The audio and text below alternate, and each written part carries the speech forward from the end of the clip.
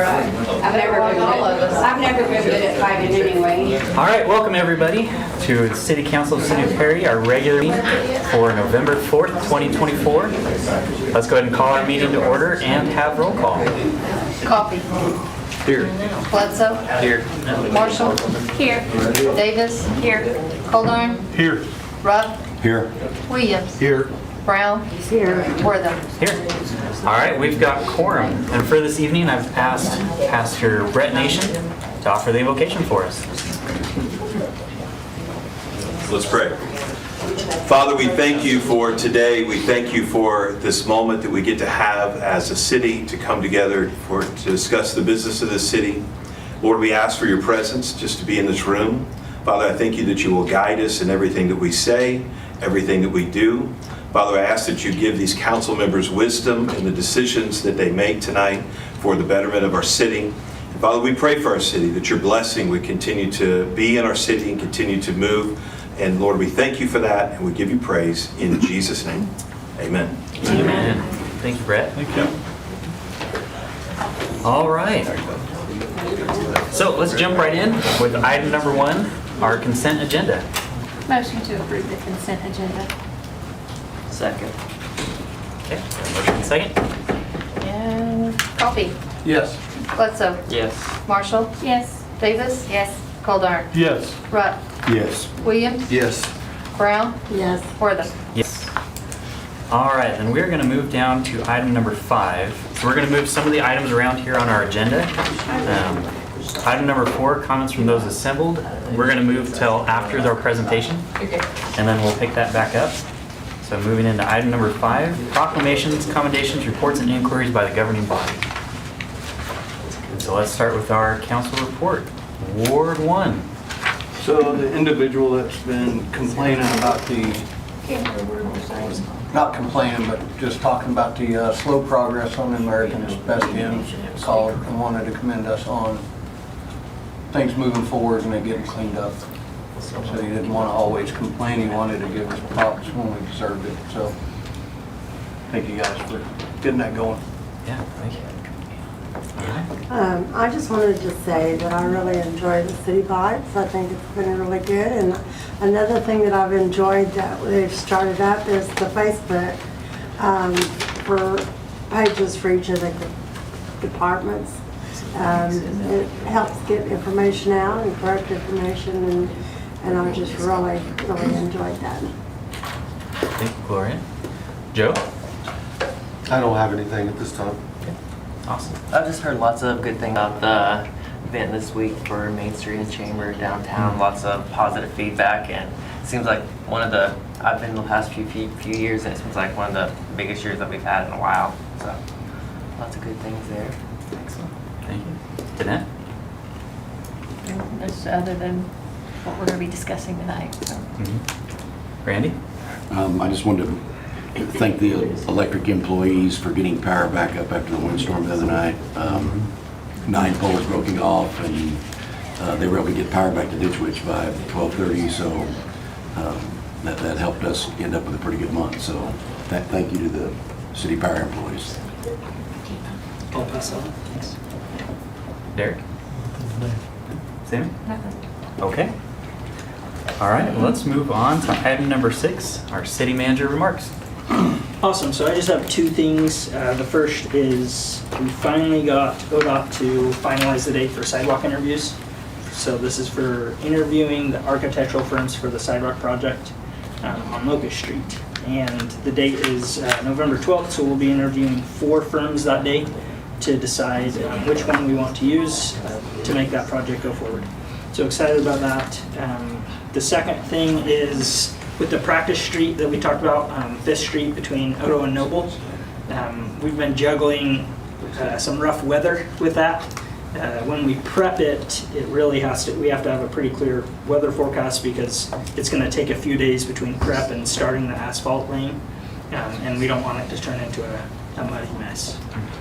So that's why that's got pushed back. It was supposed to be the week of Halloween. Now we're looking more towards maybe the 18th of November. And so the only thing that we're trying to juggle now is, well, we have to get it before the temperature drops below, 55, because it really has to be 55 degrees and rising in order to go pick up that asphalt and bring it back, so it's not too cold to mold. So, Did we make sure that there's not water leaks on that street before we're gonna do this? yeah, they've replaced the line on that. Yep. So that should be done. If you know of anything, please let me know, because that should be done. Those are really the only two things I've had. I've been working a lot on rates, which we'll talk about later. You'll hear a lot from me, so I'll spare you in the meantime. All right. Thank you, Nate. Item number 7, Chief Financial Officer remarks and monthly invoice. You guys have our invoice in there. A couple of highlights from last month. We talked about the 23 audits wrapped up. We are deep in the middle of 24 audit trying to get that one out.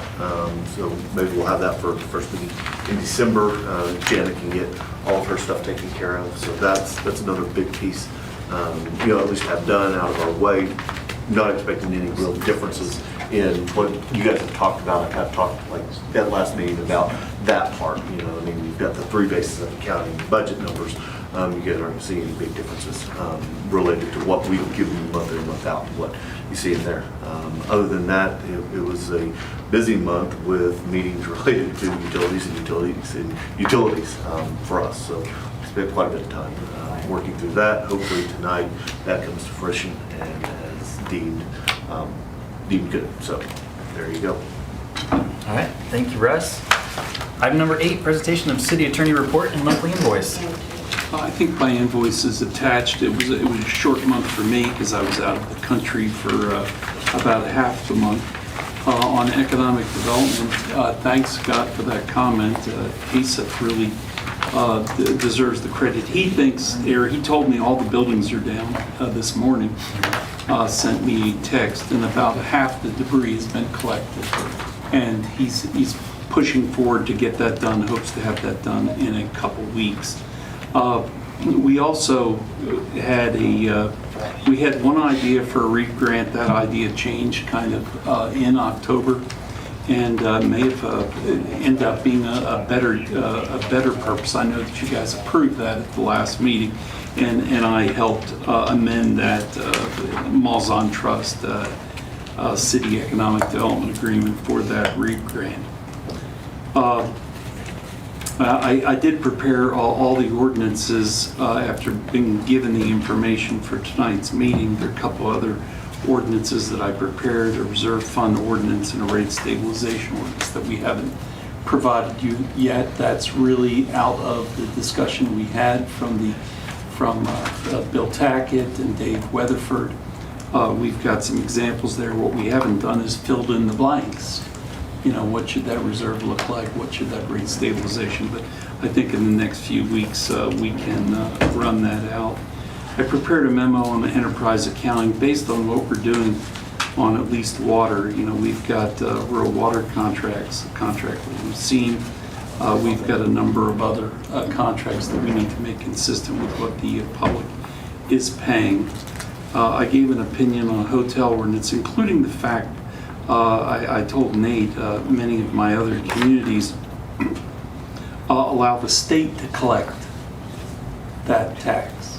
Need to make a few amendments to the ordinance to allow that, but they're collecting the sales tax on that, and that would free up some of our folks. They take a little fee for that, but they don't take a bunch of fee. That is an idea. I don't know what Nate's thought is about that, but he seemed interested. We may be presenting something like that in the future. A bunch of miscellaneous items. The CIP resolution, I suggested we amend that. That increased our points for that REAP grant. Library collection letter, election board resolution, which we have not had on the agenda yet. Yeah, that will be coming. The Dobson permit, which is placing fiber in the right of way. You approved that, but you have to have the permit made consistent with the amendments to the ordinance. So I attended the FOP meeting by conference call, and I amended 3 library policies, and then I assisted with the agendas for 2 regular meetings, the trust meetings, and then the PFA holding agenda. So it wasn't as full a month for me, but we did get a lot of work done. Any questions? All right, thank you, Bryce. Okay, item number 9, presentation by Melanie McGuire on current projects and funding opportunities.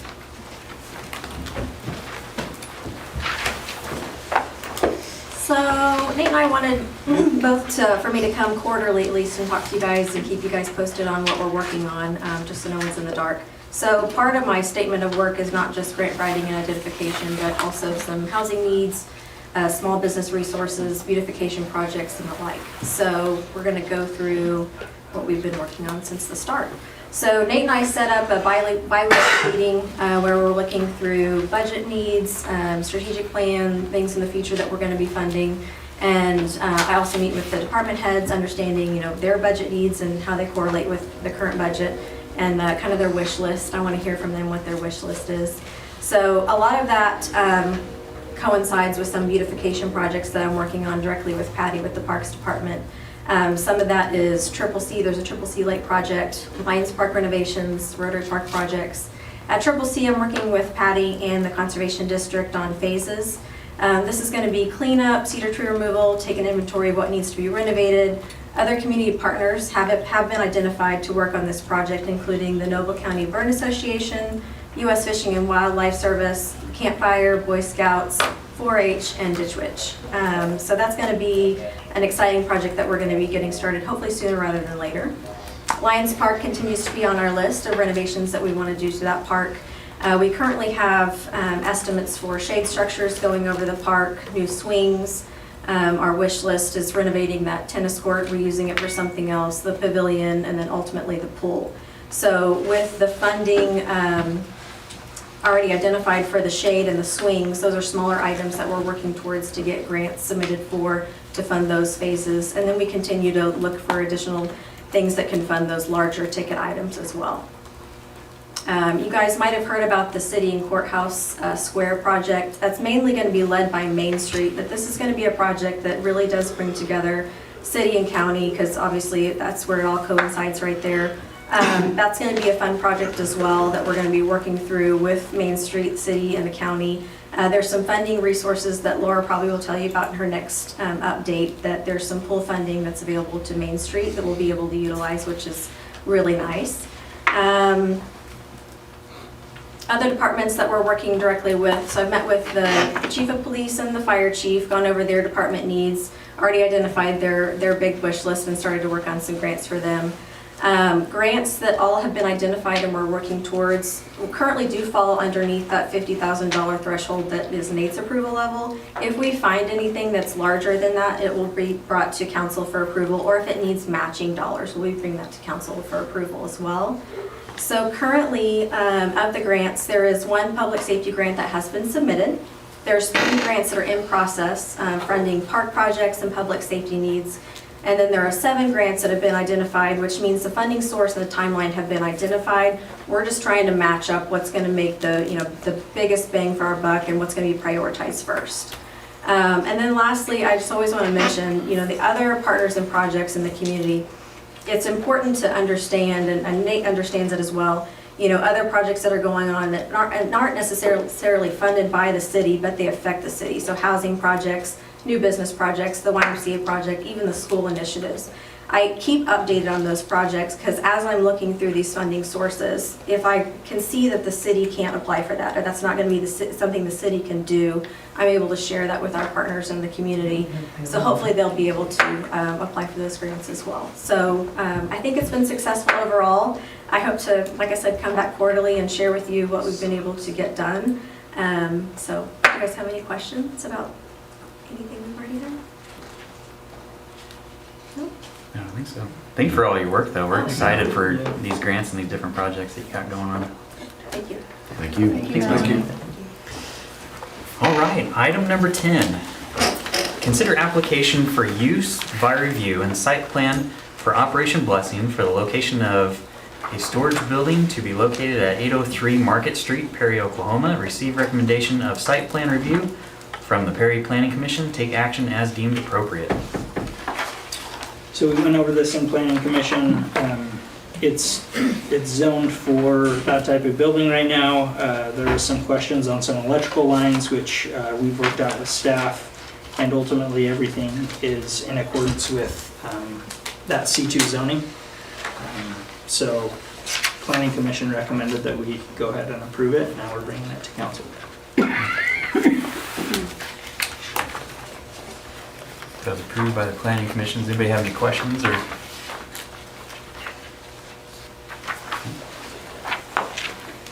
I think it's pretty needed.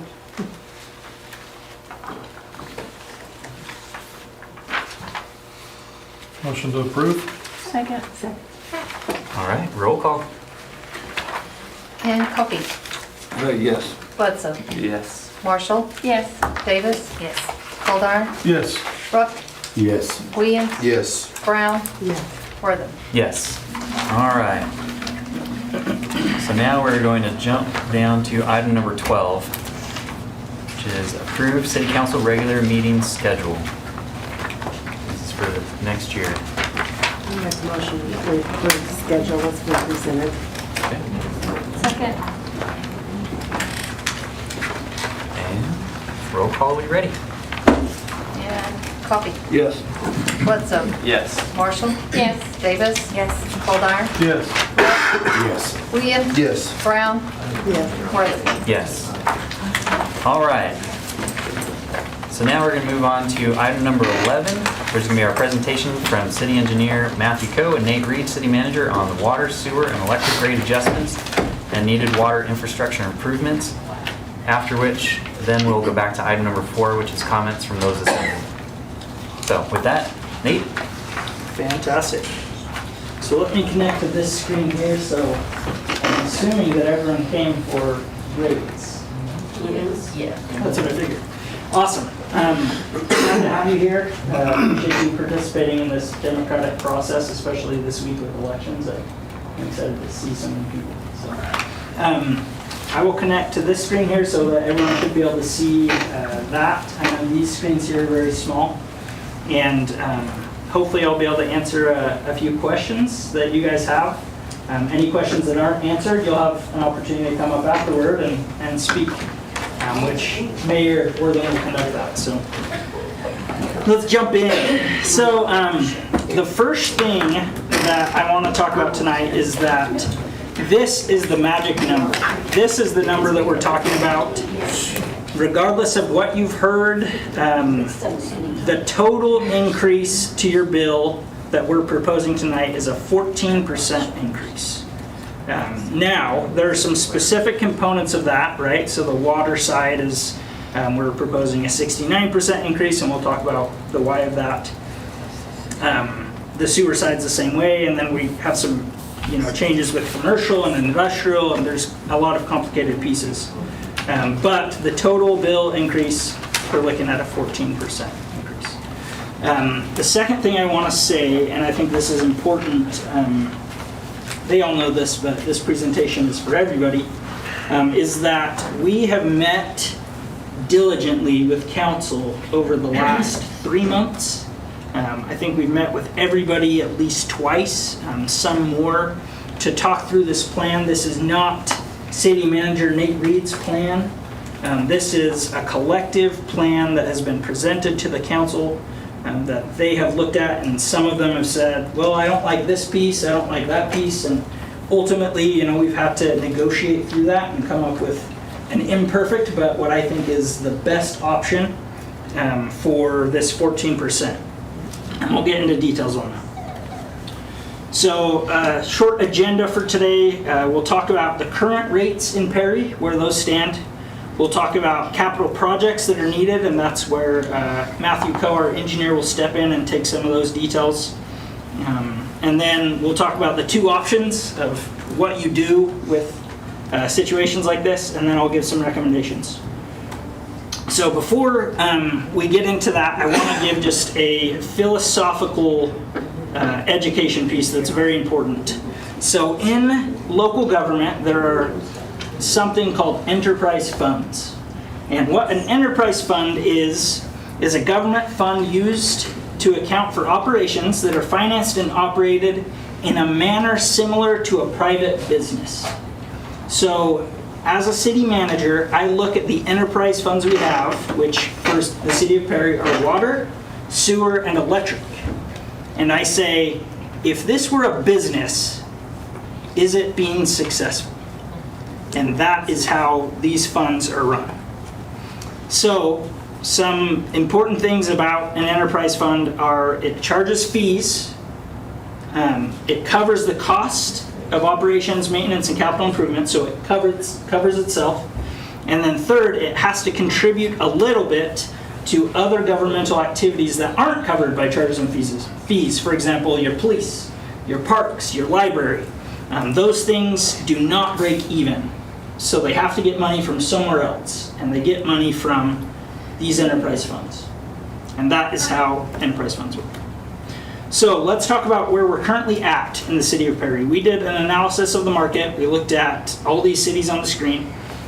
And we said, okay, what % above or below average are each of these cities?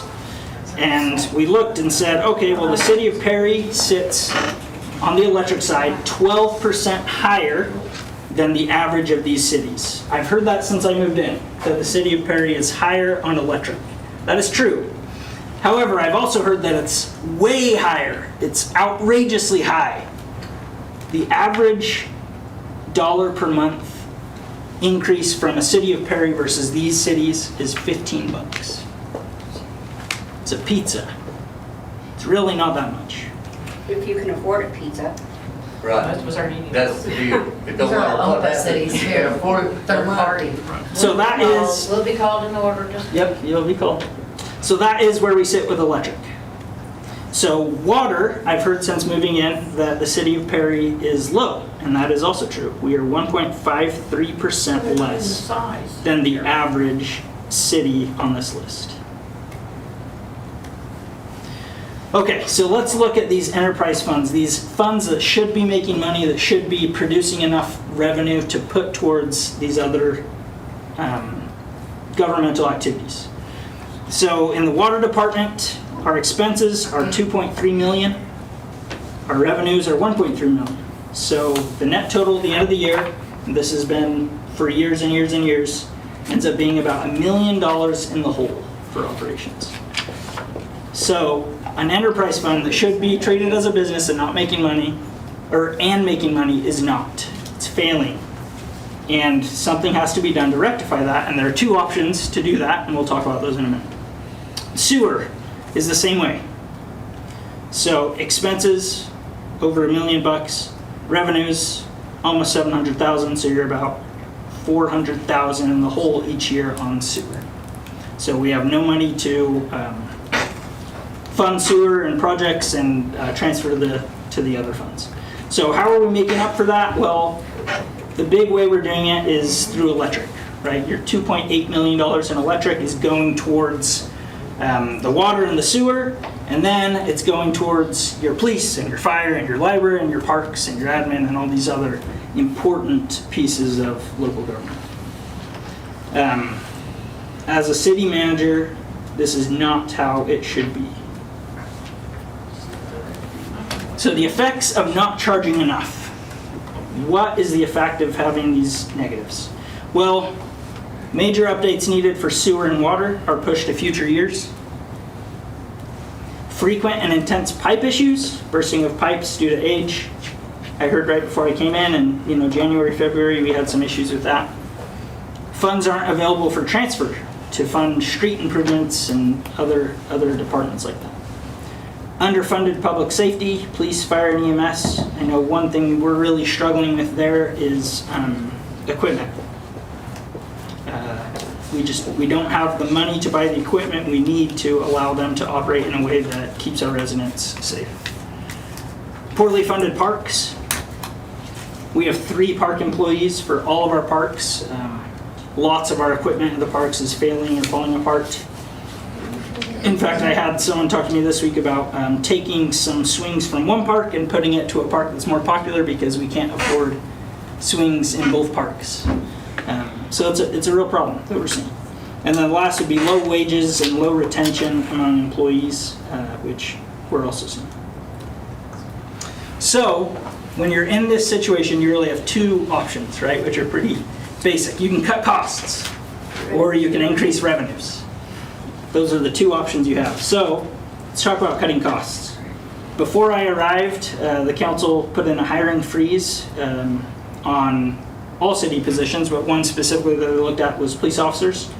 And they said, okay, we, according to the FBI's recommendation, and we've analyzed over 10 cities to say how many police officers do they have per person in their city. And we came up with a magic number, which is 13. And so we needed to get rid of 2 police officers in order to reach that magic number of 13. We have done that through attrition. Police officers have left and we haven't replaced them. So that's saving $110,000 roughly a year. Unnecessary contracts. Since coming in, I did a really strict evaluation of the contracts, and you as council have given me the authority to not renew certain contracts. That has saved $28,000 annually. Number 3, insurance solutions. So insurance, like so many other things, increased pretty substantially this year. We really thought outside the box, and we were able to come up with a couple of things to keep those costs down, and we saved almost $40,000 by doing that. We buy used vehicles to save costs there. Hiring freezes I mentioned, but that doesn't just apply to police departments. A lot of city departments right now are understaffed in order to save money. Not spending much on capital projects. We had a little over $300,000 as you know this year to spend on capital projects for 12 departments, which does not go very far, as you also saw. And then the last way we've cut costs is by signing that E911 contract. We finally worked through that, and the county was gracious enough to say, hey, if we can get this signed, we will cover 40% of your dispatch costs in the coming years. And so they're being partners there, and that will save us quite a bit of money there, which is awesome. So let's talk about revenues. Your first option is to cut costs. We've done that. We've done it in every way that I know how. Obviously, we're not running at perfect efficiency. No business, city, no entity runs at perfect efficiency. But in my professional opinion, we've cut where we can cut, and as I continue to see things, I'll cut those too. Current revenues, this is where we're at. Electric, we already saw these numbers, 2.8 million. Water, we're $1 million in the hole. Sewer, 400,000 in the hole. Sales tax, we get quite a chunk of sales tax. We get 2.75 million, which sounds like a lot, and it's great, but the problem is a lot of it is already allocated and restricted, as you would call in accounting, to these other things. So we have debt at the hospital, 650,000 of that 2.75 million goes straight to the hospital. Streets, street improvements, 650,000 goes straight to the streets improvements, and we have a good chunk. Joke. We have a good chunk in that street fund that we're ready to use when we get the equipment to do that. Water debt, so 800,000 of that goes to water debt that we've taken out in the past. And then the last piece, 650,000 goes to the general fund to fund library and police and fire and EMS and those other departments. So those are our substantial revenues. Talking with some residents about this upcoming meeting, I've heard people ask about things like, well, didn't we increase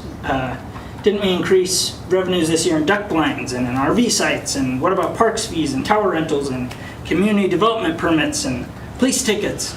All those things are unsubstantial when you look at the totals here. Duck blinds, if we had a perfect year selling every duck blind with our increased amount, it would be $8,000, you know, which for Patty is awesome. She's like, that's more than I've ever gotten in duck blinds, but I mean, it doesn't even matter when you look at, you know, these millions of dollars that we're in the hole. So those are our current revenues. So how do we increase revenues? Well, we've done a few things. The school resource officer contract gives us $50,000 a year, which we didn't have before. The Ditch Witch contract, which is one of our officers going on their off day and spending time at Ditch Witch. We get a piece of that and they get overtime for that, so it's a win-win, and that gives us $140,000 a year, which is great. Our E911 contract with the county, we figure we'll bring in about $100,000 extra a year. So in addition to cutting costs, we're getting additional revenues from that, which is great. And then grants, which is huge in this city. I've never seen grants like this. We got, in the last year alone, we've gotten over $10 million in grants. And that's something we will continue to chase. It's a great source of revenue, but at the end of the day, grants usually have to be matched. They're not for operating budgets, they're for capital projects, one-time projects. So that just doesn't cover the operation side of things. So, what I'm saying is we've increased revenues in every way I know how besides rates, and we have cut expenses in every way I know how. So what's needed? Well, we need to be breaking even on our water fund. We need money for our capital projects in water, and we need enough money in revenues to transfer a percentage of the water revenues to the general fund. Same thing with the sewer. We need to break even, we need capital projects, and we need to transfer to the general fund. Now, what this will allow is for a lot more money in capital projects generally, so that we can address a lot of the issues with our buildings, with our equipment. We can address some of the wages with some of the staff. Just your operational things that we need to operate day to day. And that's what is needed, and that's what rate raises would do for us. So I want to have Matt Coe come up. I'll pull up these capital projects that we're looking at, these major capital projects for water and sewer. Just as a high-level overview, we're looking at 5. One of them is really pretty far down the road, and the other 4 are needed soon. With 2 of them, well, 2.5 of them particularly being desperately needed. So Matt, if you'd like to come up, I'll pull this up for you. And if you want the laptop, you can just scroll. Thank you. Yep. Thank you for allowing me to come and kind of overview some of the projects that were identified as more critical. These are not all the projects that could be considered by the city. These are just some of the more critical water projects. Some of these projects are more pressing than others. Some of these are just some that we need to be aware of that we may have substantial projects in the future, if not, tomorrow or next year, maybe 5 years down the road, we may need to address some major infrastructure improvements. And so the time to start making plans and developing a game plan to be able to take on projects as our infrastructure deteriorates and becomes antiquated and needs replacement upgrades to meet changing regulations is to start now. So it's not as substantial a blow when we get blindsided by these things. We're not going to talk about any of the needs in the sewer system. We're not going to talk about anything that needs to be done on the electric system.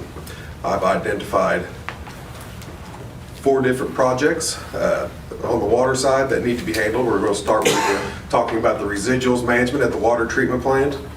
We're going to talk about removing antiquated mains from service in the distribution system. These were lines that busted last winter and caused prolonged outages that we had. We're going to talk about an upgrade to the 12-inch loop booster pump that is undersized currently. And we're going to talk about options at the water treatment plant, rehab versus construction of a new water treatment plant. So there's quite a cost difference between the two. I heard some gasp when they saw $30-some-odd million for a new water treatment plant, but we'll talk about that shortly. So let's start with the residuals at the water treatment plant. So residuals are the solids that are produced from the treatment process at the water treatment plant. We bring in water, it's red, looks like lots of red dirt in our water. We have to settle it out. We feed chemicals, polymer, things to settle that out. It comes into the water treatment plant. It settles out in the said basin. What do we do with it? We blow it out to our 3 lagoons that we have here. And periodically these lagoons fill up.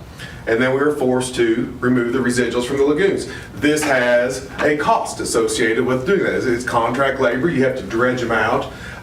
It's costly, and it has to be done with with fairly frequently. The more water you treat, the more residuals produced. The higher the turbidity in the water, the more you have to settle out. When you're dealing with drought conditions, what happens? The lake level drops, you get windy days, you have exposed mud banks with wave action washing up on the banks, your water gets turbid. So during drought conditions, your water, your solids production at the plant goes up, and the frequency in which you have to address your lagoons increases. So, you know, we have a current notice of violation with DEQ right now because our lagoons are full. We need to remove the solids from the lagoon. It's causing issues with our TOC reduction at the plant. I'm sure we've seen some of the public notices that we're not removing the total organic carbon per DEQ's requirements. What's going on there is water from the lagoons is recycled back to the head of the plant to blend in with the water that's coming in. So when we take our measurement for TOC, we grab the sample where it comes into the plant. Then we add water from the lagoons in with the water that's coming from the lake that we've already sampled. And then we test it again at the back end of the plant. So our TOC number gets bumped up when it comes in, and we're not seeing the true reduction because we don't have a blended sample.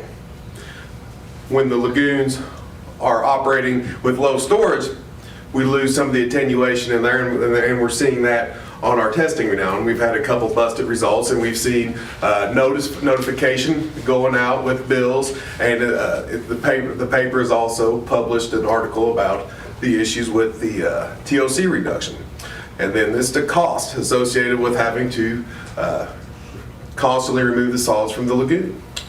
So what are your options to handling the solids produced from the water treatment process? So we have lagoons, which is the lowest initial capital cost of any option available. If you're looking at a new water plant and you don't have money to spend on some of the more costly, nicer items that you can do to address these items, then you look at lagoons. But there's mechanical dewatering, which involves belt filter presses, which use pressure to squeeze the water out of the solids, and then you can just take them straight to the landfill after that. Or you have centrifuges, which use centrifugal force to spin the water out.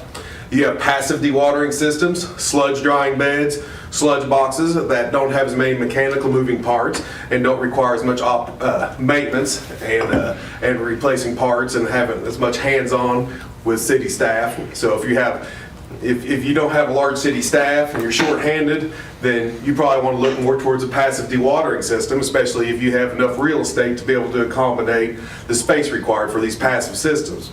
And then what do you do with those solids once you remove them from your process and from your storage area? You can land apply, or you can dispose them at a landfill. EPA sets the thresholds and limits on what are you allowed to put on the ground, what's the heavy metal levels within there. They want to make sure you're not putting down a hazardous material on land, and then you can also take them to a municipal solid waste landfill, provided they do not pose, or they do not test to be a hazardous material.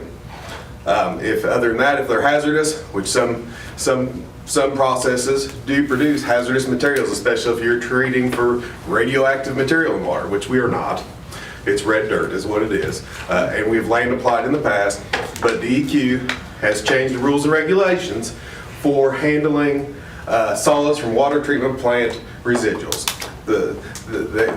They are treating them as if they are biosolids now. Sludge from a wastewater plant. We have to treat the solids we produce at the water treatment plant the same that we would solids we would produce at the wastewater treatment plant. Big difference on where these materials are derived from. So what's that do? That means that you have to do more testing up front, and we have to do more testing on our land application sites to be able to dispose of them with the land application fashion. So the other option is to haul them to a landfill. So we receive quotes from a contractor on removing the residuals from the lagoon and disposing of it at a solid waste landfill. So the removal was about $330,000 to dredge the lagoons out, and then about $170,000 to truck them off. Then if we were to land apply, we'd have a little testing, you'd have a little bit more cost on the upfront, but it would be more cost effective than having to truck them off if we had a way to land apply our residuals. Unfortunately, with the new DEQ rules, it's not, we just can't take them out, mix them in. We have to go out there and we have to test the soil. We have to check it for nitrogen, phosphorus, potassium, and we have to test our residuals, which for nitrogen, phosphorus, and potassium, even though it's not a heavily organic material. It's very silly. In fact, DEQ tells you, refer to the plain English guide for dealing with biosolids. And when you read the plain English guide to dealing with biosolids, it says water treatment plant residuals are exempt from the plain English guide to biosolids handling. I asked DEQ. I said, well, it says it's exempt. And they said, well, no, it's not. Because we've adopted that, and that's the way it is now. Makes no sense, but that's what we get when we deal with regulations sometimes. So until they change the rules through some legislative action, this is what we're stuck with. The rules are the rules. So no matter if they're silly or not, we have to comply with the current rules. So if you land apply, are you talking about putting it on private property? The last time we did it, we took it out there to the Sooners Corner, I believe, and we mixed it in there at the Sooners Corner. City owned. Yeah, so we just dissed it in. It's an inert material. You test it and make sure it doesn't have any pathogens. You make sure it's not laden with heavy metals that are going to leach out into the groundwater, and then you apply it there. We land apply our residuals at the wastewater plant. So, Is there any value to the landowner? Is there any nitrogen? No, with this, no. It's rather inert. It was before. It was nice because if you just need some general fill here or there, you were able to use it. But they're not letting us use this for that purpose anymore. Now we have to treat it like it has an agricultural benefit. And there is no fertilizer benefit from it. Yeah, I mean, so what I'm approaching DEQ about is commingling our water treatment plant residuals with our wastewater plant residuals. And that way, we're just testing one side. We still have to test both residuals and the sludge sources, but it would be the most cost-effective way to be able to handle them. And we have some equipment at the wastewater plant. Not a lot. We don't even have a manure spreader to spread out what we have now. They're dumping on the ground, dragging it around. It's not the most efficient way. They need more equipment there. But there's a lot of things that we need. So we're kind of in the same boat that a project I did at the Draper Water Treatment Plant 7 or 8 years ago at the largest water treatment plant in Oklahoma. They were sending all their residuals and solids to their lagoons. And we started looking at it, and we ended up building an entire process to deal with their residual backstream. I mean, we built equalization basins to deal with the big surge of flow from filter backwashes. We built clarifiers to settle out the solids and then take the clarified water back to the head of the plant. And then we take the solids from the clarifier, put them in a big mixing tank, mixed them up, and then we put them through a belt press right there. Those 5 basins you see there in the building there was the entire process just to deal with the solids produced from that water treatment plant there. So, and it was economically justifiable because they were spending $3 million every 2 to 3 years to dredge out the lagoons. A company from Canada was coming down, dredging for a couple months, and then they'd leave. And then they call back in a couple years. We're out of room in our lagoons again. Same thing. So they built a $20 million project, and now they're able to handle residuals on their own as they're doing it, and they're not paying $3 million every few years. So major capital cost, but over a life cycle of the project, it ended up being substantial savings to the city. So, but they obviously have large staff able to handle a complex process. So we need to look at, okay, what can we handle here with our staff, with limited resources we have? What can we do to end the hemorrhaging and put something in place that's going to reduce our operating costs going into the future to free up, I mean, we're talking, this is a chunk of our cost and our expenses on our water system. So a sludge box is a nice way to be able to handle it. It doesn't get rained on like a sludge bed. This is what a sludge box is. You just hook a truck hose up to it. You pump into it. It retains the solids through it has some fabric that has really small pores in it. It lets the water go out and retains the solids. So you fill it up, you let it drain out, you let it sit for a few days, And then you can take it to the landfill, to your land application site with a roll-off similar to like a waste container. And then you can dispose of it that way. So we could do this without having to do an elaborate process on its own. We, instead of just going straight to the lagoons, we would catch it, we would pump it into this, hit it with a little bit of polymer, be able to handle it and go out there. So what does that do?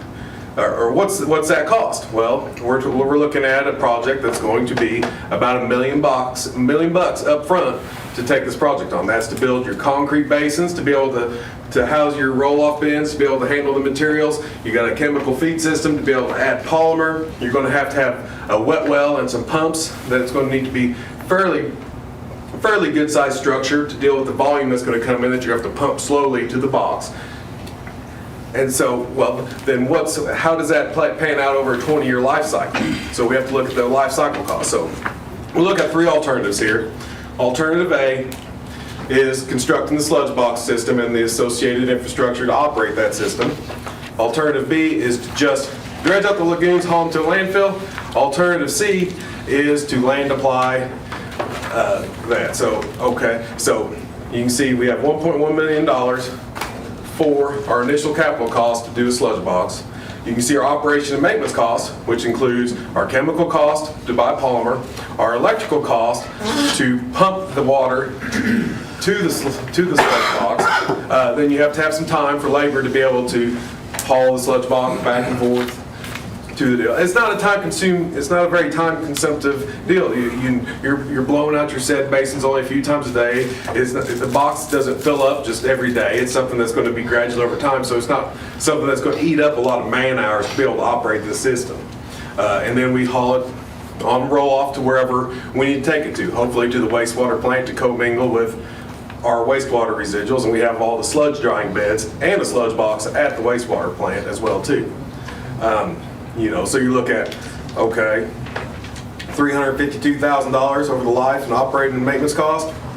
So you're at a $1.4 million when you add that to the initial capital. Compared to alternative B, if we have to haul our solids to a landfill, you're looking at $550,000 up front. And then you're having to do that, I assume once every 5 years. Sometimes it's been more frequent than that. But that's $109,000 annually, just dividing that 549 by 5. So now you're at 2.7, almost double the cost over 20 years of what we could do if we were handling the solids as we were producing them and getting them out of there. And the other alternative is C, we can land apply this as is, we just have to dredge it out of the lagoons. So you're at 1.8 there, so $450,000 more. So it's more cost effective to be able to do a passive dewatering system now than to keep going down the road we're on now. Now, we probably didn't do that to begin with because it's one of the first things that gets cut from the budget when you start talking about a new water project and you need to save some dollars. Well, we can do lagoons now and we can address it later. Well, we've kicked the can down the road and now we need to talk about how can we address this because costs are going up and it's getting more and more costly. This little life cycle analysis does not take into account any inflation or increase in cost over time. Any questions on this project? How many times, how often do we have to dredge the lagoons on average? We did it 4 years ago, and we needed to do it last year. So this last time was 3 years, so every 3 to 5 years. I assume 5 years in this analysis, but it could be 3 years, which would make these numbers look even more favorable to move forward with a project like And this. each time we do that, it costs, I think when we bid it out 4 or 5 years ago, I believe it was $300,000, and that was before the COVID price hike that we saw with everything else. What is a citation? What do they say? Like, how many citations do you get and what's the cost in that? Like Well, currently we have- we're under notice of violation right now. What will eventually happen, DEQ will say, here's a consent order. We're going to start charging you $500 a day until you get into compliance. So right now it's just been, hey, you've got a problem, fix it. But the other piece of that is at some point, you just run out of room in the lagoons, right? So you can't just put it off indefinitely and pay fees. No. you eventually start having to go to Oklahoma City and bring your attorney, bring your engineer, and have to talk about it with DEQ's attorneys, and they're not fun to hang out with. So, the next project, we talked about this a little bit last winter after our major issues that we had. Antiquated water mains. This was from the January winter weather that we had, where we had freezing mains. And many of these failures occurred on mains, old cast iron mains that were parallel to new PVC water mains. So new water mains got laid. One water main was on one side of the road, the other water main was on the other side of the road. It was decided then that, hey, instead of jumping over and tying all the services onto this, maybe we'll just tie these houses off and leave the other old line in there, because two's better, right? We got two water mains, that's better. So we got left in. And now those mains are failing. You get dry periods, wet periods, the soil moves, and you get freezing temperatures, and then the water guys are out all night working in freezing weather and rough conditions. So we discovered 5.35 miles, or I went over 5.35 miles of antiquated water mains with city staff. And on this map, you'll see what I've drawn on this one. The dark blue lines are PVC water mains that the city has put in over the last 15 to 20 years. A lot of the cyan lines are cast iron mains, older mains that have been in service for quite some time. A lot of these blue lines have cyan lines right next to them that are still in service and causing issues. You'll see some areas there's bubbles. I've bubbled some areas. There's 7 of them on there, and that's where we had water main failures. So kind of spread all you over. see it right here. There's 2 along this main, right here at this intersection. One down here, another down here. So that was. So obviously these are problematic. Now it's very difficult to kill these mains out. How do you go about killing out this water main? Who's tied onto that water main? Who's tied onto the new water main? Who's tied onto the old water main? So you basically have to do this block by block, killing out a portion of that main, determine which homes, before you kill the main out, cut the pressure, figure out who is still tied on to the old main, return pressure, and then bore in new service lines to all the homes that are going to be impacted by taking the old main out of service, get them jumped over to the new main, then kill out that block. At each intersection, you have to determine, is the old main tied into the old mains, or is the new main tied into the new main? So you're going to have to do some exploration at each intersection. So it's just one block at a time. You have to do and just kill it out slowly. But that's how this problem has to be resolved. Here's Ivanhoe. These were 2 main breaks were. As you can see, we have a 4-inch on the south side of the road, and we have a new 6-inch PVC main on the other side of the road. These were 2 breaks were. Call Street and 6th Street. This is where another line break was. Elm Street, we have a new 8-inch PVC parallel to a 4-inch cast iron pipe. That's where another break occurred. And it's just kind of a blowed out area where you can see, okay, here, look at these blocks here, especially on like Call Street towards the top. I mean, there's a huge stretch of brand new PVC main next to an old water main that didn't get taken out. So these old mains need to be taken out of service. Either do it as one big project or do it a little bit at a time. Just need to start the process on something. The budget I prepared was about $2 million to kill out 5.35 miles of line. And then it's just itemized here for you. Elm Street, Fir Street, Holly, Ivanhoe, Call, Locust, Maple, Highway 77. And then I presented a line item budget for this back almost 8-9 months ago. Any questions on this project? So Matt, the breaks you talked about all happened during the January disaster that we lived through? Those breaks that I had on that one were there. There's been other breaks since then. Vernon here, he can tell us, kind of where the majority of his issues are, but he's going to tell you that it's along cast iron mains that need to be taken out of service and replaced. You know, we don't even run our water towers at full capacity, because if we bump our pressure up 10 or 12 PSI, the system flies apart. You can't do it. So we've got 5 high service pumps at the water plant. We can run 2 of them. You kick on a third one, it blows the system out. You know, the water leak that we had down here on First Street in downtown last year, you know, that was when we were trying to get water to the North 15th Street tower. The pressure in the system jumped up about 10 PSI. We had 3 pumps running and ruptured an 8-inch line. That line has been replaced. That was part of the big DWSRF project that we just did. We did a $4 million project with DWSRF to put generators at the water plant and replace a lot of the main loop that serves town.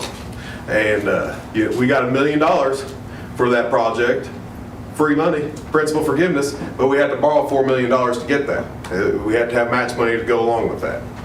But that was a good start, because now you have the main loop through town, and the whole 12-inch loop is all new. So when you do have breaks now, at least you can go out and you can start closing some valves on the main feed in town, and it's going to help. But everything's looped back around the system too, so it makes it really difficult to kill these leaks. And so you're having to work them live. You're having to cut into a 6-inch pipe under pressure to take out a piece and get down in the hole, hold your breath. And it's not very fun when it's negative 15 out. If we don't address this project though, next January, we could have the same problem we had last January. Well, we could have a little tremor, and we could have just a catastrophic failure in the event. We could have 8 inches of rain followed by an extreme dry period that causes the soil to just shrink and swell. And we just had 8 inches of rain. So hopefully it doesn't happen tonight. Those lines sound pretty fragile. Well, how often do you see city crews out fixing water leaks? You know, there's other costs associated with that. A lot of the cost for the system is paying, some debt service that we have for projects that were done in the past, and a lot of it is paying the man hours and the equipment and the materials it takes to be able to go out and button the system up. I mean, I'm curious to know how many hours a year Vernon and his guys put in on leaks. I'm sure it's substantial, and it takes away from other things they could be working on. It increases water loss, and it increases cost across the board having to go out here and deal with these leaks, and not to deal with the fact that we can't fill up our water tower. So what's that do for public safety and protection when you're talking about fire protection? Because right now, we run the 15th Street tower about half full. We can only keep the 12-inch loop tower between 30 and 50% full, because we're filling it up with 150-gallon-a-minute pumps. And then we can't even get water to the North 15th Street tower right now, because there's an issue on line going north there with a blockage or a collapsed line or something along there that has to be hunted down and found. So for all the storage we have in the system, we don't have much. And then if we do need to get it out, you got to be very careful when you fire those pumps up at the water treatment plant, because you'll cause line failures throughout the system when you fire them up. So I want to be clear here, the 2 million is only an estimate for where we currently have a new line parallel to an old line. This doesn't account for any other old lines that are still left out. That's just killing out the 5.35 miles of line. What's nice about this is you have budgetary controls over a project like this, so you can say, this is what we want to spend over this time period, and then we can scale up or scale down a project with unit prices to be able to fit within that budget. It's just, you got to start chipping away at it and decide what can be dedicated to address these issues, and start taking care of some of these issues. Don't have to do it all right now, but I mean, we've got a lot of water mains out there that are held together with duct tape and bubble gum. But this doesn't account for any other. No, this isn't replacing. This is just killing out water mains. This isn't, and we still have a lot of cast iron mains left in the system. But I mean, the city has done a lot. You've done quite a few projects. There's 20, 30 miles of new main in the system. We have hundreds of miles of main, but the city has been doing projects in the water and the sewer side. Out in the system, you just did 5 phases of sewer main upgrades, replacing old clay pipes and brick manholes. You know, we just did a pretty massive undertaking water project. You did the 12-inch loop project not terribly long ago. You put in the tower at the highway. You know, it's been a while, but I mean, we still see it. It's still there. That's the nice thing about PVC mains is you're going to get 40 years or more life out of them, especially when you have a nice system that is looped in and you don't have crazy pressure fluctuations. That's what wears pipe out fast. Well, why do we only get 20 years out of this PVC pipe? Well, because you're a stretched out system and we're ramping that pressure up from 80 psi down to 50 psi. And over the last 20 years, we've seen pressure fluctuations doing that to that pipe. When you can keep everything kind of nice, steady, you've got towers, the pressure's fairly consistent, your pressure swings are a lot smaller, then you lose that cyclical load on your pipe and you can get a lot more miles out of your infrastructure. And we're set up for that. You know, that's probably why our pipes now that are cast iron that should have lasted 30 years are probably going on 60, 70 now.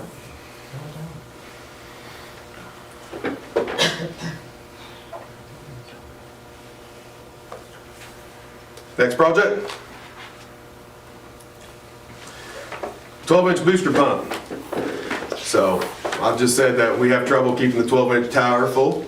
We don't keep it full. We can, you have it's a 500,000 gallon tank that we can pump 150 gallons a minute to.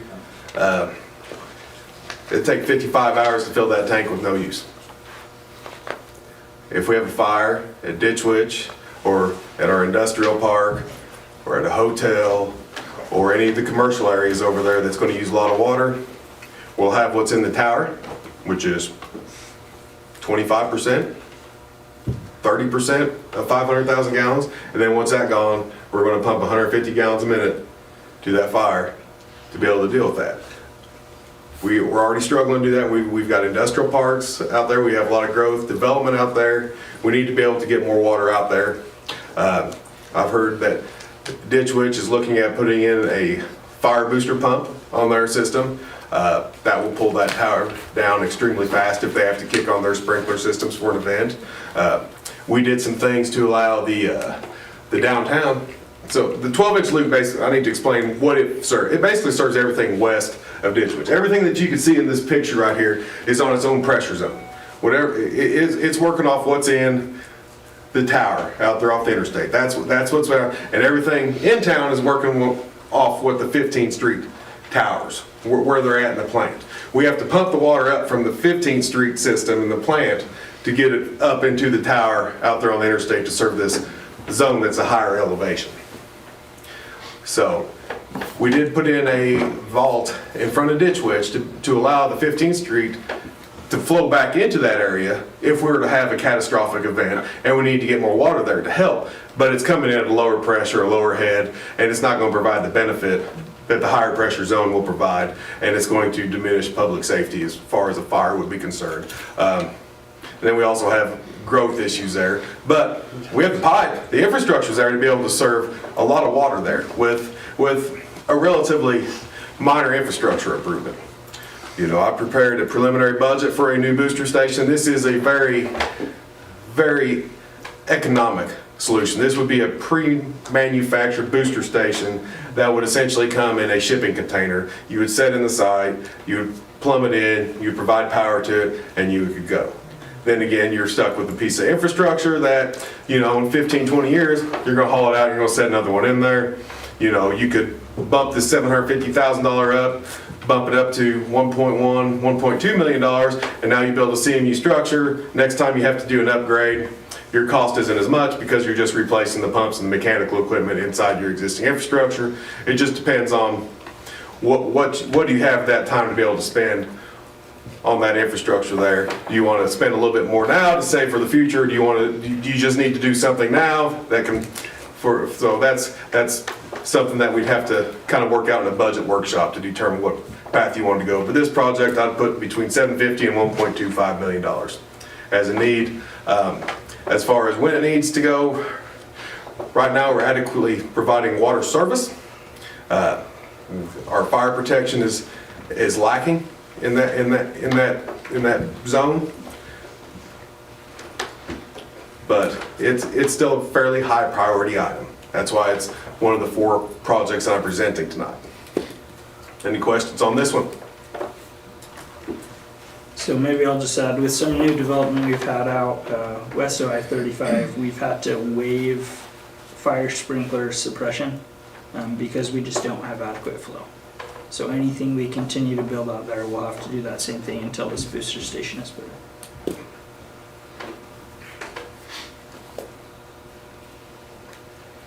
Next one, the water treatment plant. So the water plant we now have was built from a 1990 bond issue. Let's see, I pulled the plans up. So you had Mayor Bud Hollingsworth, Jack Shaw, John Demick, Bob O'Halloran, Leroy Rowling, Barbara Cook, Don Keating, and Dwayne Palovic was the council involved in that project. I don't know any of them. I thought it might ring a bell and stuff, so I thought I'd mention them. I worked with all. In 1990, yeah, I was in 3rd or 4th grade. Matt can use a minute a bit on it. Which one, the plant? It doesn't matter, just so we can see it. There you go. Okay, that better? Yeah. Scott wanted to see that the date predates me. For us old people that can't see. That good? All right. Sorry about that. So, You can pick. so the history of the plant, so constructed in 1991, and then when it was expanded in 2001, they constructed a parallel treatment train to the 2 that were there. So they built new flash mix, new coagulation basins, new sedimentation basin, and they added a couple filters just right next to what we had there. So if you go to the plant, you'll see the far basins there on the far end of the plant. Those were all added as part of that 2001 expansion. And then in 2005, we had some rule changes by EPA. We had to increase our contact time before we went out to distribution. So we went out to the clear well, we went out the filters, we forced the water out to the clear well, and then we came back to the high service pumps. Where it was before, we could just chlorinate it, it could go to the clear well or the high service pumps. So now we forced everything in a big loop on that project, and we did some things on our disinfection system with that project in 2005. 2009, we did some additional disinfection improvements, and we put the cover on that we're getting ready to replace the roof on now. Aside from that, there has been no major projects at the water treatment plant. It's just been going as is since it was built. So you're looking at some infrastructure in there that's going on 30 years, 25 years old. So pretty old for some of the mechanical components of the water treatment plant. The filters right now, they don't meet the current standards. I've went through and I basically created a matrix of here's DEQ requirements for filters down, here's what we're lacking on, I provided that today. It's going to take a pretty substantial project to be able to get those filters up to today's standards. You know, the controls and instrumentation at the plant, it's very antiquated and outdated. A lot of the controls don't work. It's a lot of the plant is run in hand, which is fine. I think a water treatment plant should you should have your thumb on it. You don't want anything too automated, but you still want to be able to see what's going on throughout your process, and it's nice to be able to make minor adjustments from the office and to get your notification sent out to you, to your field personnel in case somebody's away from the desk. Somebody can get a notice, so that needs to be updated. We don't have any redundancy on our air scour system for our filters. We have one blower, so if the blower goes down, we can't backwash the filter until we get our blower back online. There's some safety issues with the high service pump room, the electrical panels in there. Everything's kind of crammed in there. You work on electrical, especially high voltage things. If you're working on 460 volts, you generally don't like to have to be right here working on it. You kind of want a little bit of space. When you're messing with that stuff, you don't have the required clearance in front of the panels. It's in electric code now. And then the filter gallery piping is down in a pit, and it's about 4 foot wide, and it's about 18 foot deep, and you have to remove floor grading, and then you crawl down some wall steps to get down in this pit if you have to go down there and operate a valve. It would be very difficult to retrieve somebody, especially someone in stature like myself, from the bottom of that pit. So I hope the fire department has a couple strapping guys that can haul somebody out of there, you know, if something were to ever occur down there. It's a dangerous confined space. And so we need to look at that too in the future as part of our project, or part of an improvement to the water plant. So what do we do with the plant? Well, the mechanical systems are getting old. You know, we can either rehabilitate it or we can build a new one. So what do they cost? So if we look at, and what do they involve? So if we rehabilitate a plant, what are we going to do? We're going to replace mechanical systems, you're going to replace mixers, you're going to change out the flocculators, you're going to upgrade your chemical feed pumps, you're going, all the mechanical components. You're not going to do much with concrete. You're going to save a lot of concrete work. You're going to maybe rehabilitate some concrete structures, repair some cracks, do some grout injections, do some coatings, some linings, and things to extend the service life of your concrete structures. And you're going to try to extend the service life of the plant as far as you can, while replacing all the main gears and components that make the plant tick and go. You're going to have to do some stuff to the filters, change out the under drains, do a lot of piping. That's where the biggest cost of rehabilitating the plant would be addressing the filters. And while you're at it, you might as well address the high service pumps, because to get the filters right, you're going to have to rip out the high service pumps to get them right, because they're right behind. So you're going to, which is fine, because you can go back with a more efficient system that's easier to maintain, take care of, and you won't have vertical turbine pumps that require a crane to pull out at that point. Or you construct a new water plant. So what do these options cost? You know, budget $10 to $12 million for rehab, or you could look at $30 to $35 million for a new water plant. Okema just bid out a 3 million gallon a day water plant, brand new water plant, came in at $32 million. So the real numbers from a project that just bid with this year, a couple months ago. Matt, if we do the rehabilitation and then over the years we kind of add what needs to be added to account for growth, how long can we stretch out our current plant? What's nice about your current plant is if you grow, you can do what they did back in 2000, and you can parallel what's there. So you just build another train, and then you're building a third of a plant instead of a full plant. So, hey, we need to do another train, so we're going to spend $10, $12 million instead of $40 million at that time to go out and do that. The rehab, the plant, it's dealing with the filters. It's going to be hard to kind of phase that project out. I mean, you can phase some stuff out, but once you touch the filters, you're going to touch the high service pumps, and that's kind of where your big ticket items are on the rehab project. So once you go in there, you're going to have a sizable project. Maybe you could put off a few of the other components in the plant and get a little bit longer out, but at that point, you're already in so deep on that project, you might as well go ahead and change out all the little ancillary components, because it adds up, but you're already taking on the brunt of the project by going after the filter issues. Current capacity of the plant, what are we running on peak day? On a peak day, I mean, with our storage out in the system, because we have 2 million gallons of storage in the clear well, then you have the elevated towers and the skyline towers too, which really helps buffer those big peak days. So, I'm talking August. You know, I mean, when we run 1.2 maximum out, 1.2 million gallons a day. You know, I mean, on a peak day. But even when we have those peak uses, we can get by around that plant at 1 million gallons a day or 750,000 gallons a day, because our storage catches back up, and we generally don't sustain that high usage for an extended period of time. But So it sounds like if we do this rehab, we should be able to push out a new plant at least 20 years. yeah, I mean, the concrete's in great condition. The bones are there, you know. It's lasted a long time. I mean, I've seen water treatment plants that are, 100 years old that are still making water and in service today. What do they need? They need some new parts. They need, but, you know, rehab is a lot more cost effective right now than building a new water treatment plant. You know, if we want to talk about this 10 years ago, the numbers for a new water treatment plant would have probably been in that $18 to $22 million range.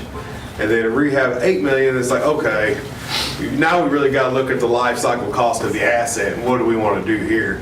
But when you have so many other projects and so many other things that need to be done, I think being able to stretch out as much life as we can out of this asset is what we need to focus on. But when we need to address it, you know, it could come very soon if we were to get in some sort of enforcement action at the water treatment plant that would trigger a comprehensive analysis by DEQ on what we need. Then DEQ could come in and say, hey, you can do something with your filters. And then you would be blindsided by this, you know. So hopefully now you're aware about it. You can take the proper steps necessary to be able to make sure that you can implement something in the future to be able to address a large-scale project like this. So how do we pay for these things? Nate has been touching on that. Things that I always look at is what grants are available to my customers, and I'm always trying to drag grants through the door for all my customers. I work for a lot of small cities and towns that have very tight budgets, and so to be able to accomplish some of the projects that we need to get done, it requires securing some grant dollars when they're available. So CDBG is one that we're going to meet with to discuss applying for a CDBG grant to try to get $600,000. I believe we're going to look at that with the sludge box project if we would like to move forward with that. That would mean we would need to have a construction permit by May, and then our audit done, and then we pass a resolution. You've been through the CDBG process plenty, so that one. DWSRF principal forgiveness. Obviously we want to try for that one every chance we get. That's what we got the $1 million from last time, but we had to take on a larger project to do that. We may put this project on the project priority list too, just depending on what council would like to see done, and potentially try to get some principal forgiveness for this project, and maybe see about potentially tacking on, killing out some of the old mains if they would accept that as an eligible project too. Because with that one, since we're a tier 2 community, it's probably going to be a grant up to 25% of whatever the total project cost is. But you can pull in funding from other sources, and that can go towards that project as well too. Indian Health Services, we may pursue that. We may, I've been talking with Patty Thompson about possibly coming and doing a survey to see if we can get our number up on Native Americans served by. It's just they'll send out a questionnaire that's filled out, and they don't ask to see any documentation. They don't ask to see a card. It's, you know, some people say I took a 23andMe test and I'm 4% Cherokee, and they say, oh, yep, and they check the box and it goes into the database, and that's what they look for.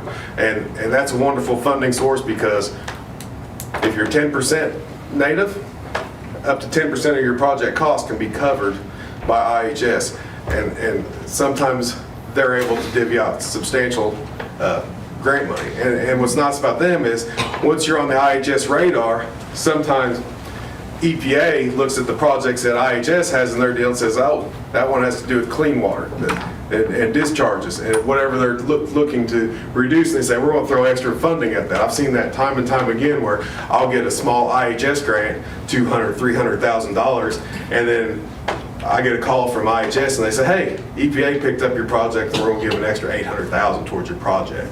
So that's another one we want to put in towards and start doing that every year. USDA sometimes has some grants. They're miss, obviously, as any other grant is. We tried for the emergency grant with them and we were denied. I think it was a budget. I think they ran out of funding in that pot of money, and so we got denied on that one. Then USBR has some water smart grants that deal with reducing water loss and things. So there's nothing active right now, but I'm always looking to try to bring bring that to you, so we try to leverage what we're spending and get more accomplished. And obviously you have your loan programs through the OWRB, the Drinking Water State Revolving Fund, the Financial Assistance Program, and then those are generally the better alternatives right now for municipalities and water districts on having to borrow money. You can do municipal bonds or private financing, but that's going to cost more on interest rates and fees than what you can go to the water board for and let them pool you together. The FAP is bond debt. When they do that, they issue bond debt, but they pool communities together. So you're going with a bigger group, so it's a better deal for the communities. Is there any questions or anything we'd like to talk about? So you said peak currently is 1.2 million gallons per day. What's the highest we saw here, Vernon, recently at the plant this summer? It was hot and dry. It was probably close to 1.2, 1.3. Yeah. So, I mean, and then whenever we get the leaks and stuff, it goes up a little higher, I mean, on some of the leaks that we do. what is our max capability, and if we did a rehab, would that change? Would it provide more capabilities? We could do something to the filters to provide more capacity. So right now, your plant, we could look at doing like mixed media filters, and we could go from 2 gallons per minute per square foot to 3 gallons per minute per square foot by changing out the filter media. So just changing out the filter media would allow you to increase the capacity of your plant. We would need to go back and I would need to look at what's the hydraulic retention time in the sedimentation basin, what's the hydraulic retention time and all the deals, and I would need to just kind of do an assessment through the water treatment plant. I'd like to do that. I'd like to do a full-blown engineering report on the water plant to kind of lay the groundwork out on here's the improvements we're going to do. Because right now I've just done a very preliminary, hey, we're going to replace the scrapers, we're going to fix the filters, we're going to do the piping, we're going to put in pumps, we're going to put in drives, we're going to do a new control system, we're going to upgrade the chem feed system. But when it comes time to do it, one of the first things DEQ is going to want to see is they're going to see an engineering report showing what is the unit capacity of each treatment component through the plant, what's the main, and DEQ will have to approve that before we even go to the construction permitting process. So that would be the first step, is to do the comprehensive engineering study and report. Once that's approved, then we know what to zero in on the full design, start getting construction plans and construction documents ready, so you can have a project ready on the shelf when you're ready to move forward with that project.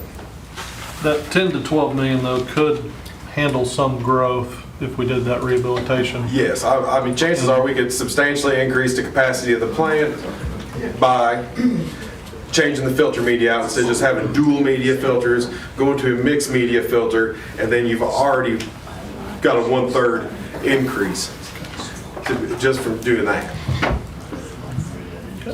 What is the limiting factor on, like you say, increase the capacity of production at the water treatment plant, but if we put too much pressure on the lines, they break? What's the limiting factor there? I mean, if you can produce more and you put it out, doesn't that increase? That's the problem. You're exactly, that's what I was getting ready to say, is you can't send it out. So we can increase the capacity of the plant, but you can't send it out because you have 5 800-gallon minute pumps down there right now. So each one of those pumps will do over 1 million gallons a day. You have 2 million gallons of storage there, plus what you can send out. So really, if everything was working, you could send out 4 million gallons a day, and then you'd have to you'd have to get your clear well storage back up. But with the storage and the pumping capacity you have there, you should be able to send out a lot of water, but we can only send out 2 800-gallon minute pumps.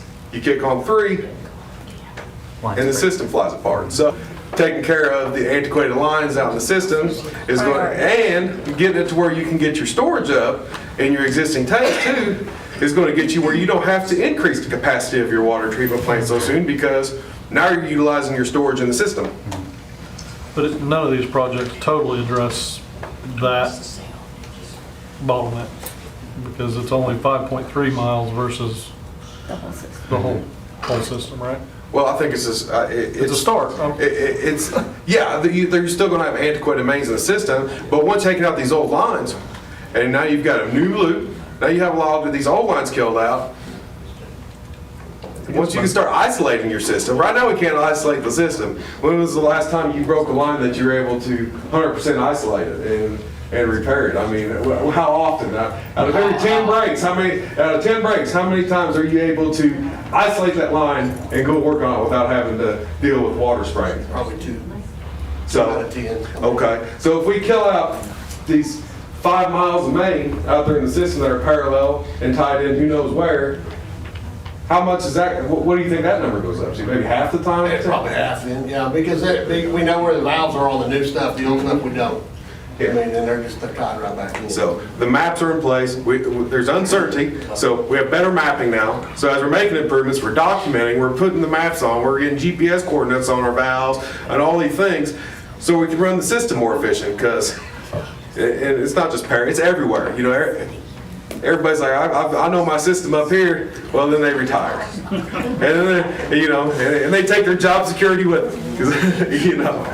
So, but that's the way you put these projects in the order that you did. I put these projects in the order I did because one, we have enforcement action on number 1.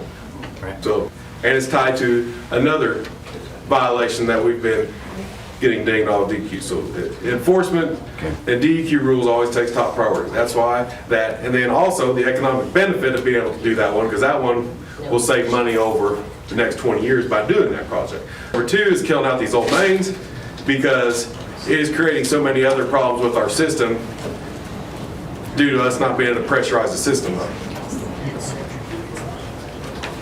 Yeah, so talking with Matt, I think the priorities that we've come up with are the sludge boxes, decommissioning the old mains, working on the rehabilitation. Not all of it at once, probably, but knocking out maybe the most important things first, and then the booster station would be last on my priority list. Although it's important, it's something that we can, push off a little further. And then the new treatment plant, like I said, if we do all those other things, we can push that out at least 20 years, which is great. But we're gonna have to do it at some point, and by the time we do it, it could be $50 million. So we need to start thinking about that. We need to start knocking out some of these other projects so that we have funds in order to pull out debt for that. Well, that was the amount of the McMurtry project, essentially $10 million. And that was 1.25% sales tax. And that sales tax is a few years off. But, if you wanted to do a water treatment plant rehab, put that question back to the public, and you could create those dollars by extending that sales tax, just like we did the hospital tax. Of course, it requires the public to do that. And then I would just note that the other dollars, that resolution that we brought you on McMurtry, where you dedicated that to paying off that existing debt, that's where those dollars are going now. Paying off that current debt. So any other questions for Co or I about the large capital projects we have for water and sewer?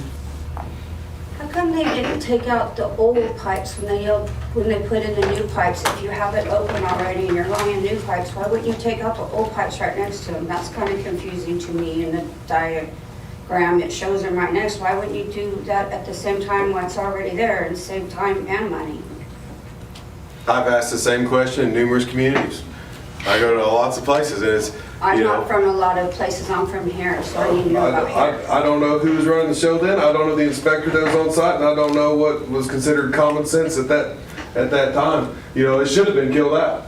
But I see it time and time again. I'd never go buy a water main.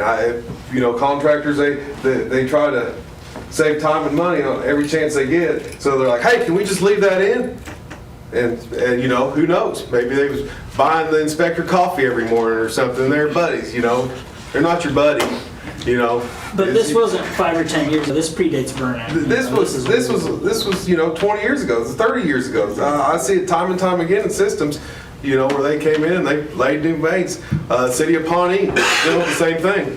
They did a water project back in 2000, replaced a lot of old mains. They did a project to replace old mains and left the old mains in service, you know? So all the work that we've done, all the projects that you've No, done, you've no. taken out the old ones and put in new, on the new ones that we've done? Right? Because you said we've done a lot of. No, there was not one water main that I did on this $4 million project that we paralleled, that we left a block of old main in service next to a new main. That's just the way he is. Okay, so nobody sitting here right now has done something like this. I mean, I don't know why it happened then, and I'm not going to entertain that. I shouldn't be talking. No. Yeah. I was just So- asking a question. Let's continue this presentation, and then we'll get to the comment section next. But council, do we have any other questions for Nate or Matt? Well, I just wanted to make a comment that with all these water projects, it's kind of important to understand those to even move forward to talk about a street project in the future. We haven't even talked about streets yet, but if we don't do some of those antiquated water lines, get those taken out of service, we can't even begin street projects. That's a great point. Why do you want to do a paving job over antiquated sewer and water projects? You're going to rip your paving up that you do. Yeah, that's a great point, Joe. And that's exactly accurate. All right, let's keep going. Thank you, Matt. Appreciate it. So, just in summary, there's a lot of large capital projects for water, particularly. We've touched on sewer just a little bit, but not really. It's really water that we touched on here.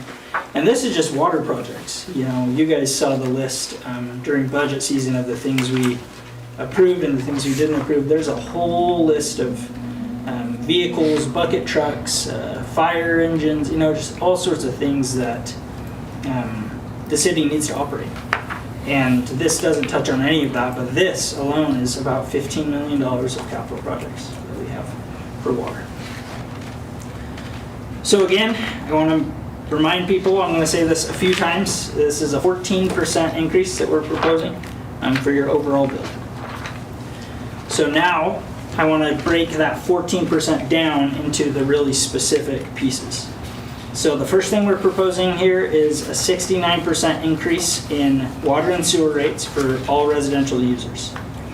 That ends up being an average of about $25 a month for your water portion of the bill, and about $25 for the sewer portion of the bill. Roughly a $55 monthly increase for an average resident for that 69% increase. So on the commercial side, we'd like the commercial to take a little larger portion of that. The rationale behind that is the commercial and industrial users have an opportunity to pass those costs on to their customer base, which many of the customers are not Perry residents.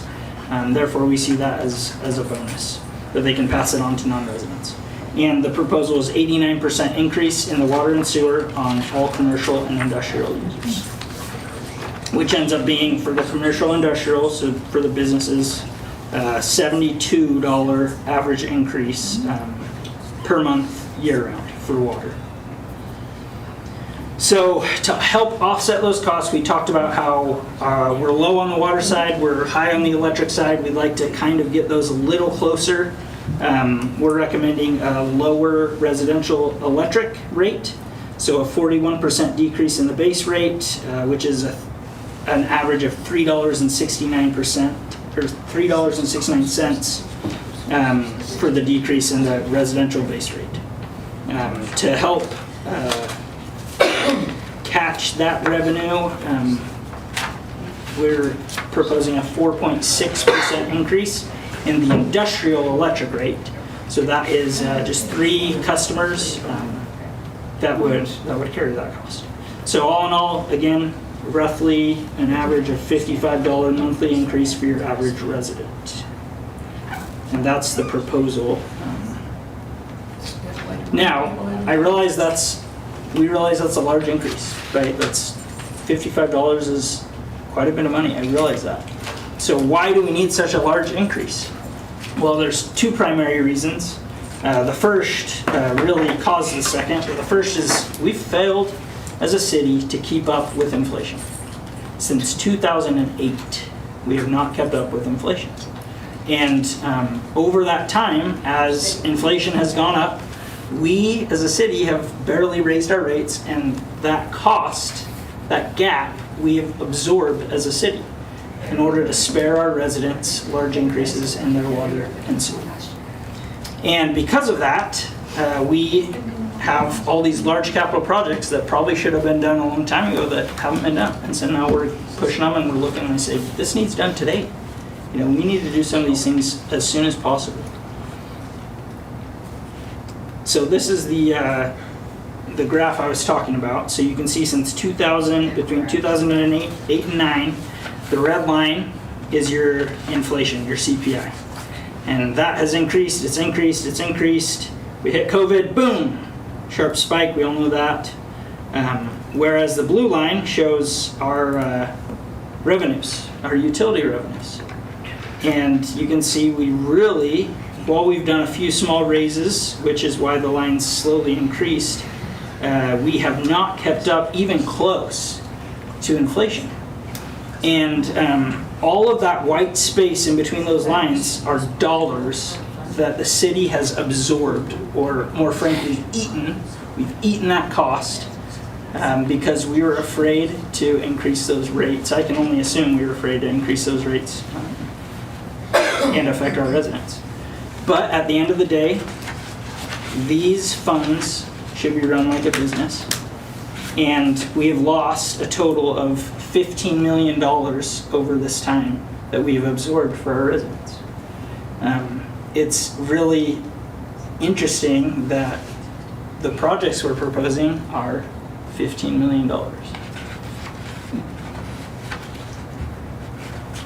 So, summary, large capital projects, the 15 million, the 14% increase for the total bill is what we're proposing.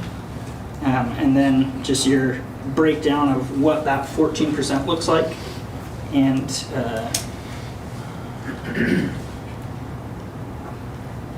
are there any questions that you council members have or want to bring up? I know we've gone through a lot of this, but as we talked, some of you said, I might have some questions I want to bring up specifically so that residents can hear the answer. So this is an opportunity to bring those up.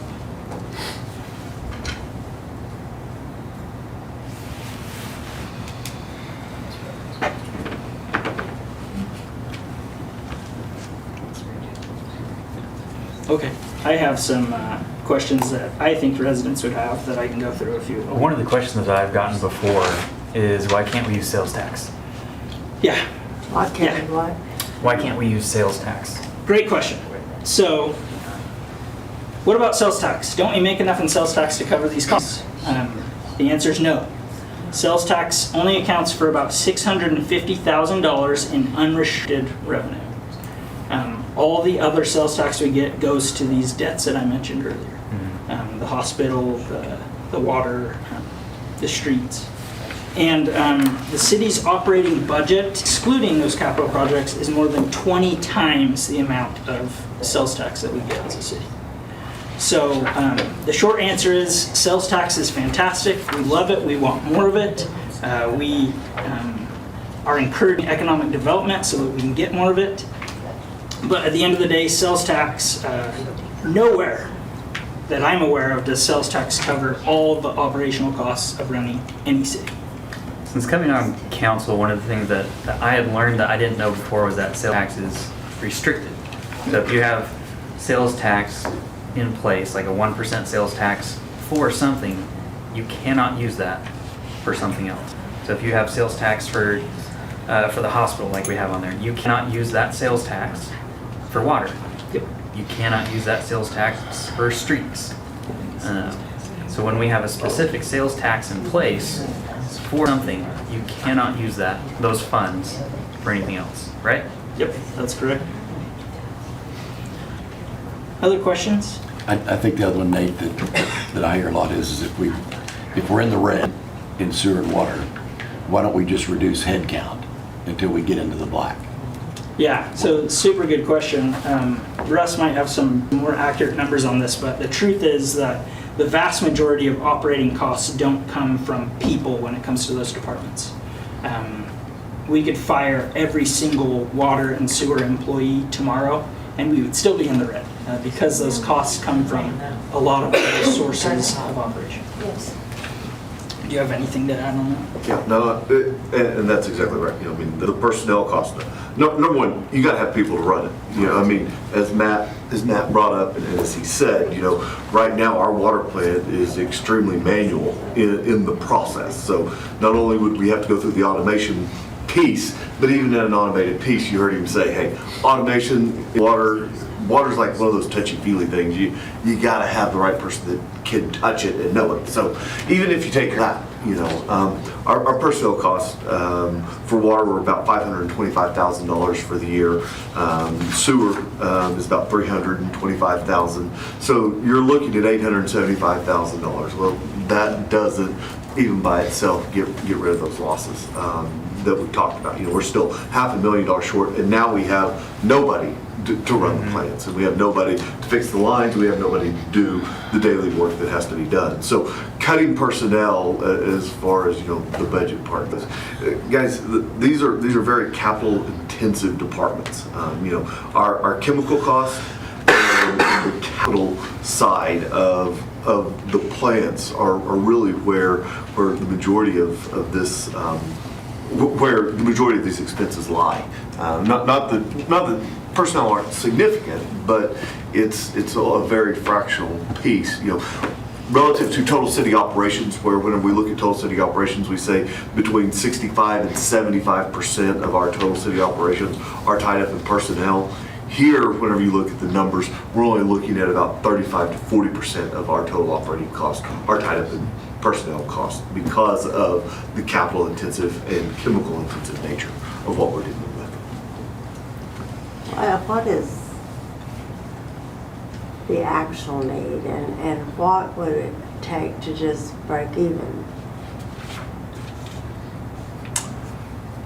So what would it take to break it? Based on the budget that we adopted, which has no capital in it, it has no additional debt service, it has no transfer, which is kind of going back to some basic numbers of what we have. We adopted a budget, an operating budget that's about $450,000 short in water and about $125,000 to $150,000 short in sewer. You know, so getting those two together, we're going to need $575,000 bare minimum. That doesn't do anything of the extra capital. It doesn't do anything of helping relieve that transfer that right now is 100% on the back of the electric.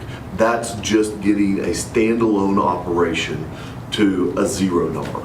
That's kind of what Mr. Coffey's asked for many times. You know, I mean, his charge was, hey, what does that increase need to look like, and what do we have to have, you know, to get us to a break even?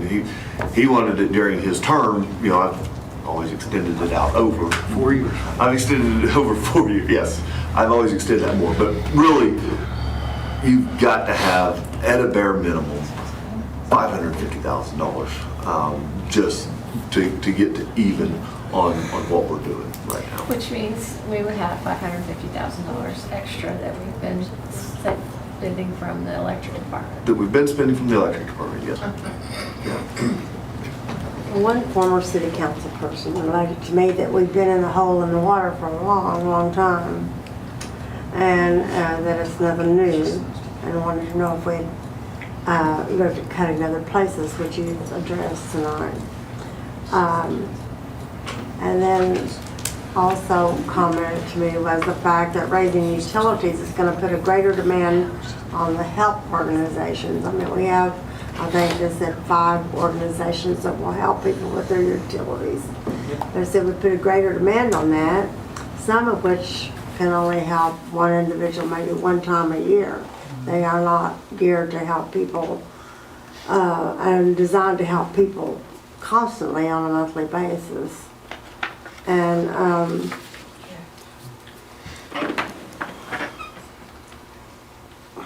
and I know that they've already started on the water thing, because in here it said that they were starting work on replacing the roof purlins at the treatment plant. And but when we talk about the water treatment plant and all these things that need to be done, it don't have to be done all at once. Can it be done over a period of time? I mean, I don't, it have to be. I mean, and I see the need. I wish I had $0 million that I could just hand over to the city, because I would in a New York minute if I was wealthy enough. But I had one senior man tell me that he had got a letter last week telling me that saying that his Social Security is going to be cut $65 a month. I haven't gotten a letter like that yet, and I don't know if anybody else has. And I don't know, I know a lot of times when they give you a raise, then your insurance goes up and takes that raise. So I don't know if that overshadowed that or something. But the calls that obviously just people are just so concerned about a $55 or $50 or even any kind of raise. But I know we've got to have some increase in costs. But I wondered if maybe you know, we could do half that, and then maybe half, you know, the other half the next year, or something to kind of spread it out so that we're not hurt all at once. And I've said it before, I'm probably the only one around this table that is like an average citizen that lives on Social Security and works to subsidize that because of things that have happened in our past in our family. But, you know, and I know, I've been told that I think with my heart, and I know that I do, and I know that that's where Jesus is, and that's where my care and concern for the citizens come from, and I know that I have to put wisdom with that, but I just, this community has never ever in the history that I've been working on the city, which is over 50 years, covering for the paper in here, been hit with this kind of raise in utilities, and it's just killing my heart. And I see the needs, and I think the presentations tonight have really showed the needs of the city, and I heard the grants that was talked about earlier from our grant writer, and I think those are good, but a lot of those are beautifications. But I was glad that I was going to ask if there were grants for water and stuff like that, so I was glad to hear Mr. Cole mention all these grants that he mentioned, and I certainly hope, and he indicated he would go after those grants when they're made available. And I appreciate all the study and work that's gone into the study by Nate, because I don't know that we've ever had a recent city manager that's done that kind of a study, but it's still, and then I know I'm thankful for the people that came out to hear the presentation tonight, and I know that there were some town meetings planned for after the vote tonight, but I would have really liked to have had those meetings before the vote. And I know that we're elected to vote for the city, but I think we're also here to represent the people, and I like to hear what the people have to say to me before I vote, because I want to at least hear, and then I want to see the presentations and understand them before I vote. And those are just concerns to my heart. And I heard for the city, and believe you me, I pray for the city and every one of you on the council that's having to make decisions, and all the people out there that are having to suffer with the money shortage that we've had. So I just have to say what's on my heart, and so I've said it.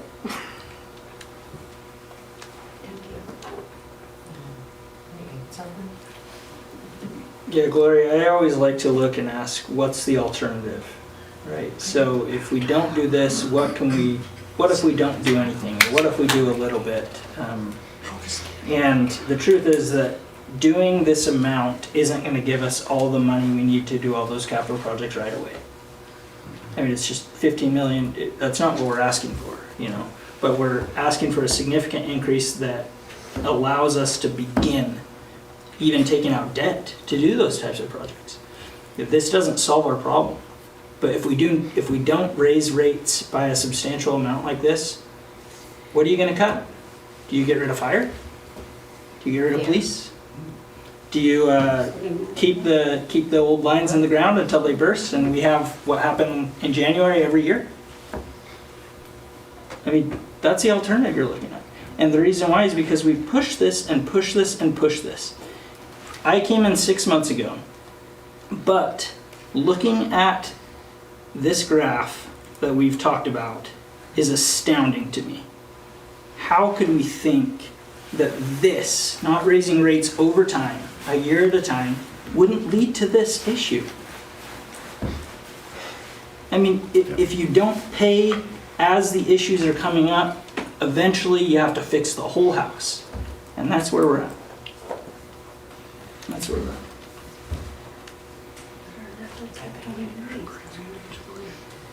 Thank you, Gloria. Thank you, Nate. Council, anyone else have any questions or input?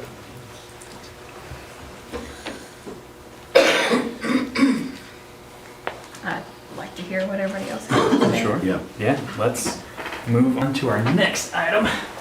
We're gonna grab the list. Thank you. All right, so to kind of keep this orderly, what we're gonna do is I go down the list here, and those that have marked that they wish to speak, we'll start with you, and then after they have spoke, if anyone else has thoughts or insight from after hearing the presentation, you can raise your hand afterwards. With this portion of the meeting, to be able to get through everybody in a timely manner, typically in this portion we allow a maximum of 3 minutes for everyone to address the council.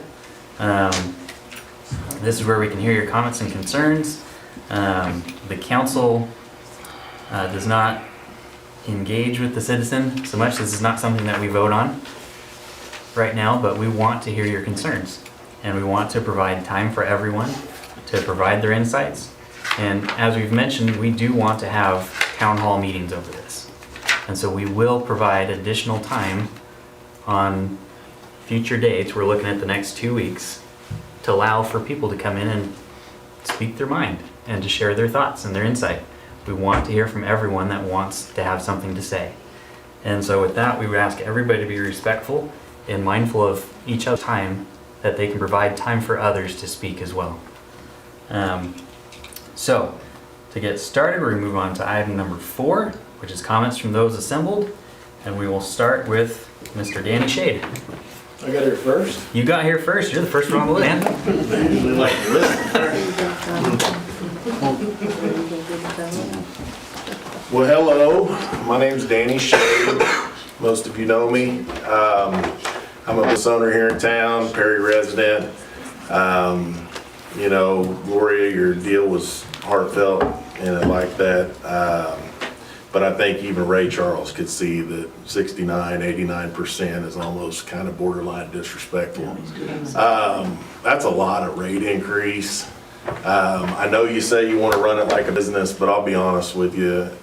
If we were running it like a business, you'd all probably be fired because the people in Perry are your boss. And I know it's a hot seat tonight, especially for you guys. A lot of you are my friends. But you actually spent your money and spent your time and wanted to be in these positions, so it's kind of a rough deal. I can't blame Nate, because he hadn't been here long enough.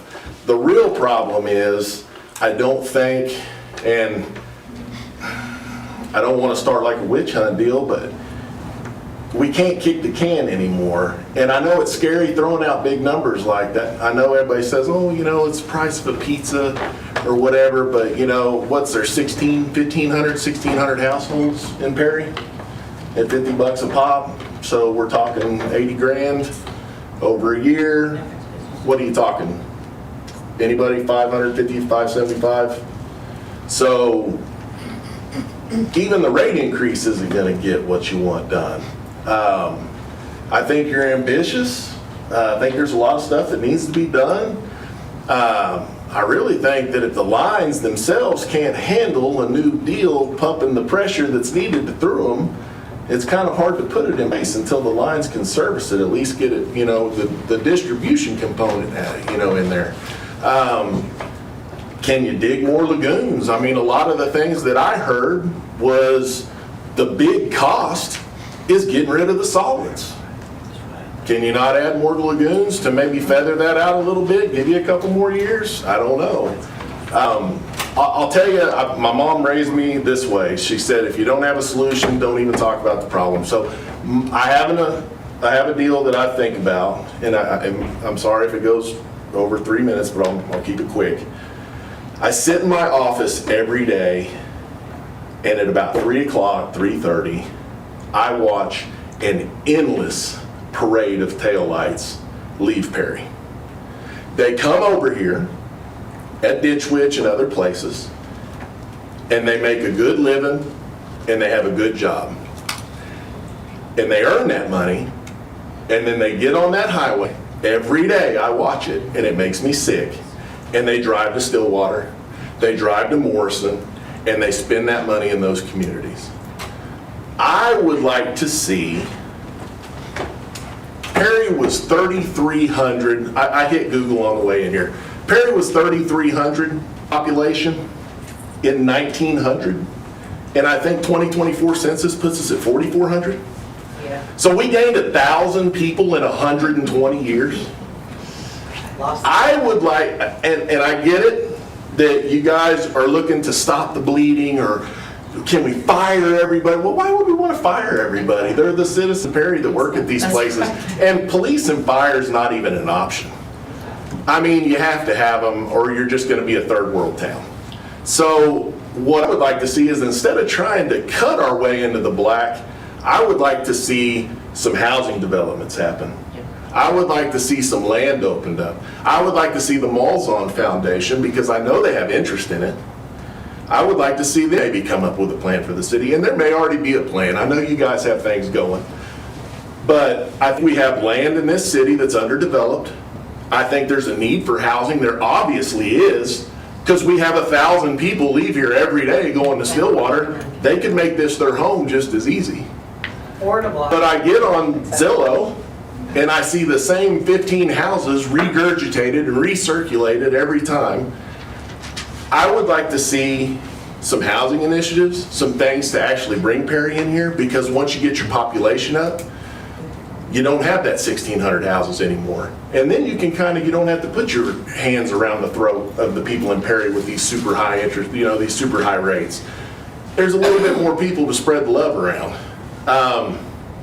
And that's just one thing that I think, but I think housing is going to be a big part of it.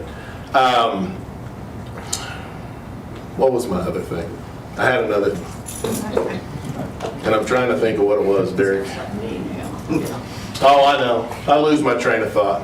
But anyway, so that's my deal, guys. I would like to see some housing, some population increase, whatever we can do to kind of keep some of that money in Perry, so it's not so dramatic when it comes time to do projects like this, because you guys are at a huge disadvantage. You've had 50 years or 20 years of people at these exact chairs. I mean, we've seen some of the names on there earlier, and nothing's got done. Nothing's got done, and they've kicked the can and kicked the can and kicked the can, and now you're stuck with it.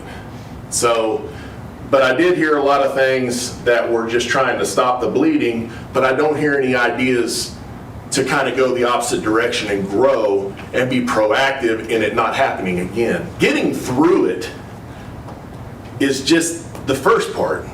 We don't want it to happen again, and I think with the population increase and the home increase, that will bring more, because I have companies that I try to get to come here on economic projects, and the first thing they do is they'll get on Google Earth and they just, there's not enough rooftops, Danny. There's not enough people.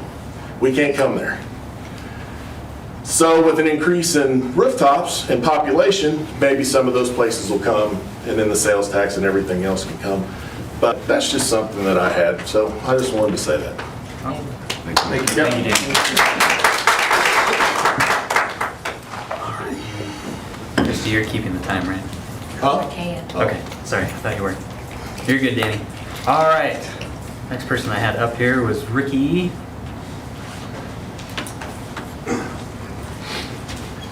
Thank you, Council. Prior to coming in today, I was flatly against this, from what I read. But after hearing your presentation today and listening to the engineer, I'm convinced that the city of Perry and the infrastructure that they talk about is long overdue. Born and raised here in 1986, 1968, native son. Dr. Charles Martin delivered me. I've seen everything here in Perry. The good, the bad, the ugly. I've seen the good of Perry. We need these infrastructure improvements. The only problem I have is I think this $1 million in the red and this $400,000 in the red, I think there should be a full accountability of that. Or why our water department is operating $1 million, just accountability. Put it out there.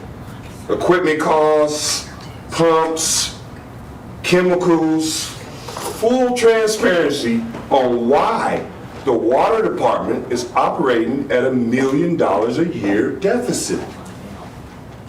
Along with that transparency, a full list of contractors over the last 10 years that have done business with the city of Perry to justify why our water department is $1 million in the hole. A full audit of why our sewer department is $400,000 in the hole. Now I'm willing right here.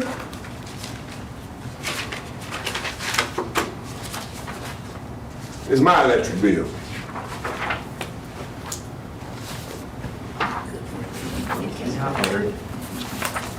For the last year, from the city of Perry. I just passed out a few copies.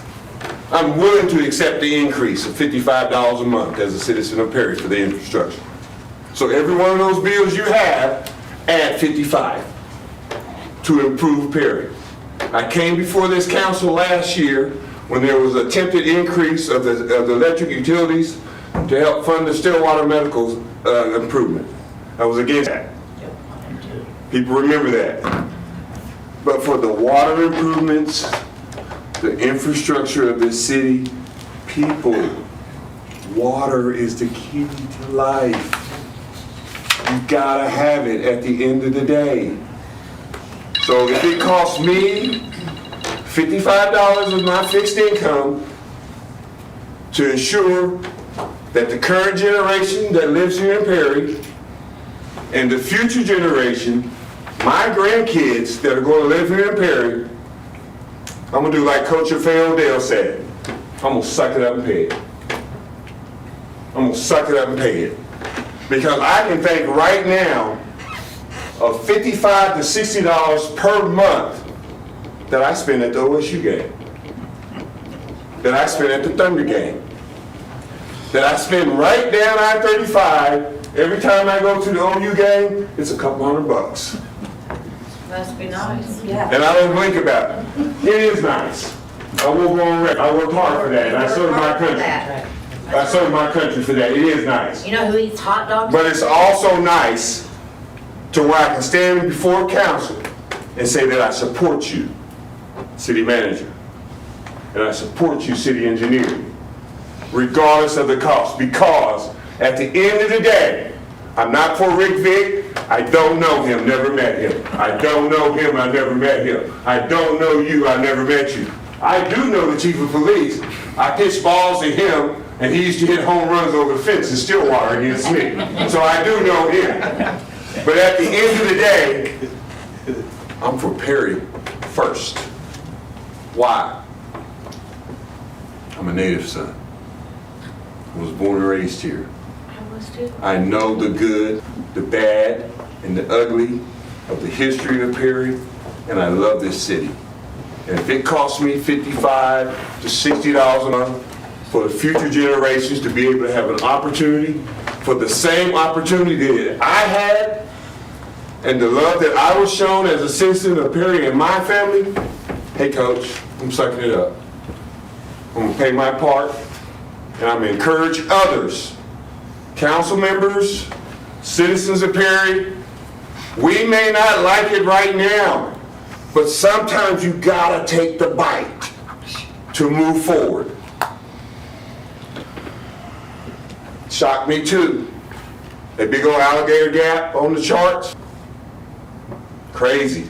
Because eventually what happens, you guys seen the chart? Seen the big gap? Eventually what happens, it closes. That's when your infrastructure implodes. And then you got major problems. That's what happens. It's not just a wide gap of the money that's been lost, the $15 million over the years. That gap does close, and what happens is when your pipes bust and you have a major infrastructure problem, now you got FEMA in town with the Army National Guard pumping water to our citizens because we failed to react. We failed to act now.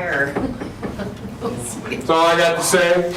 I know there's a lot of people that are against it, but I'm going to stand on business on this one and tell you right now, I'm for it. Thank you. And I'm willing to pay whatever we have to pay to keep the city of Perry moving forward. Thank you, Ricky. All right. Next up, we have Terry. I'm going to speak from here if you don't mind, please. I think you guys could find places to get money. The first thing that comes to my mind is real estate. You guys have bought a lot of real estate, and I think it's time to let go of some of it and not give it away. Some of it, has restrictions on it that will probably never benefit the city of Perry. And as far as utilities, when I moved here in 2000 into Perry, I bet my utilities have at least tripled. So I don't know where your chart is that it hasn't gone up that much.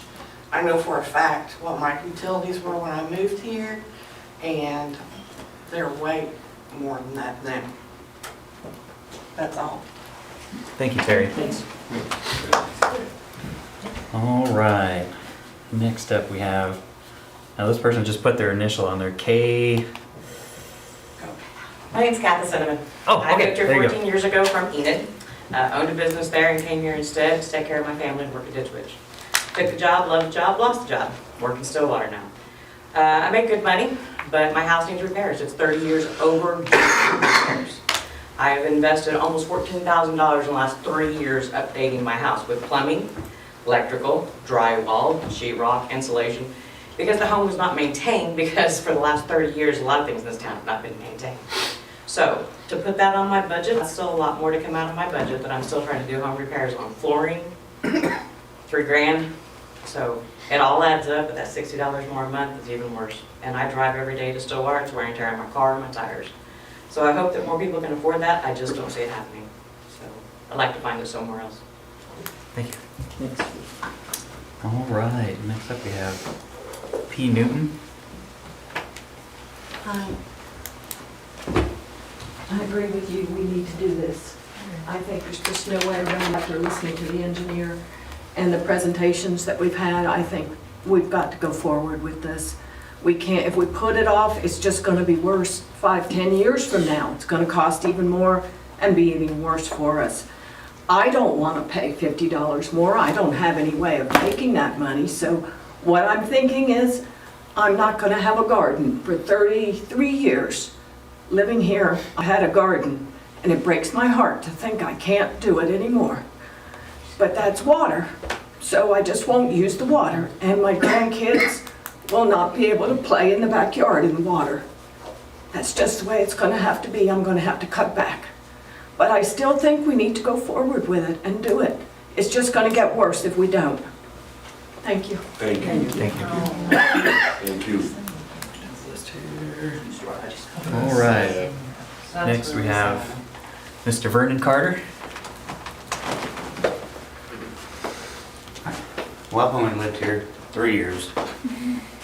And, well, I did the math on my bill, and that's a 23% increase. And then we somehow seeing 1,000 people leave from Ditchwich every day.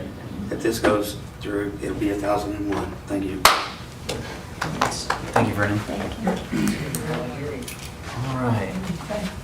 Mr. Tyson Vaughn.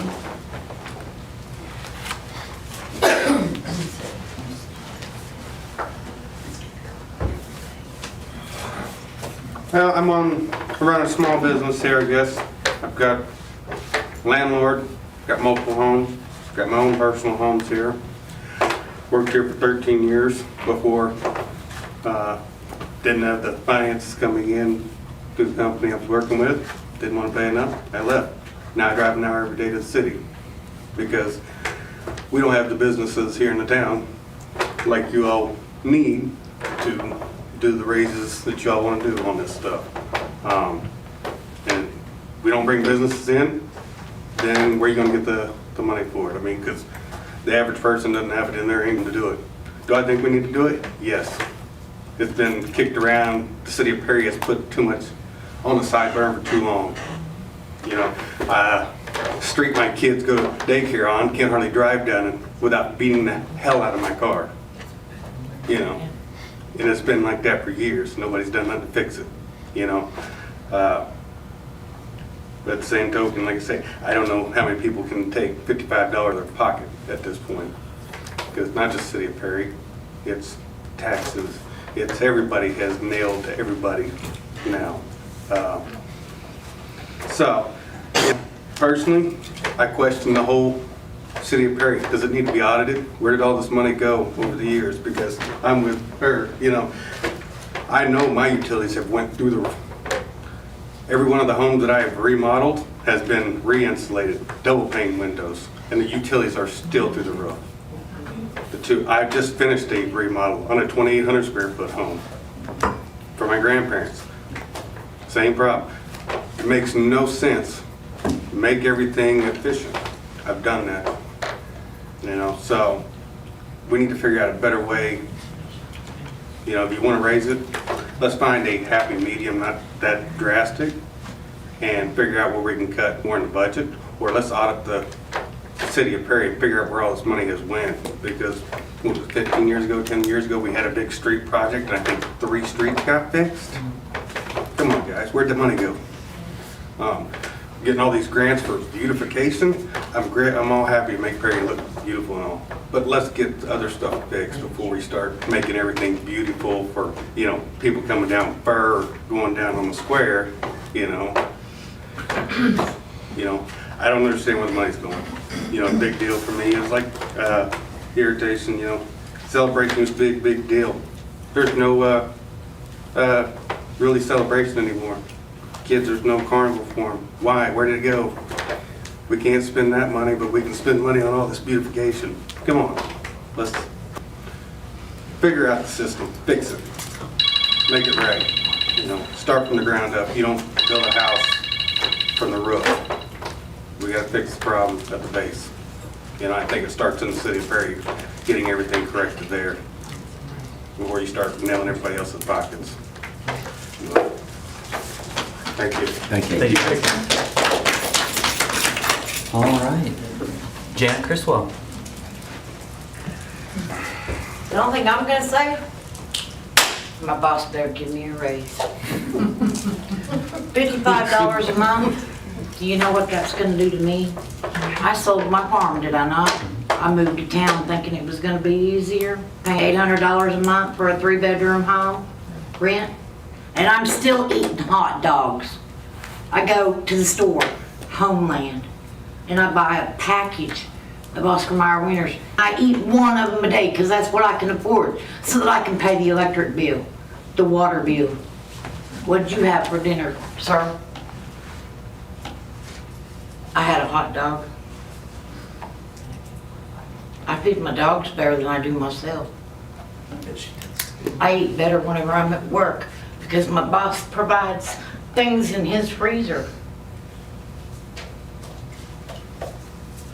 That's $55 extra that I don't have.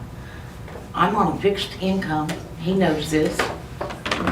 I'm on a salary that he pays me. It's hard. It's very hard. And they're taking more of my Social Security away. My husband's Social Security that he worked hard for.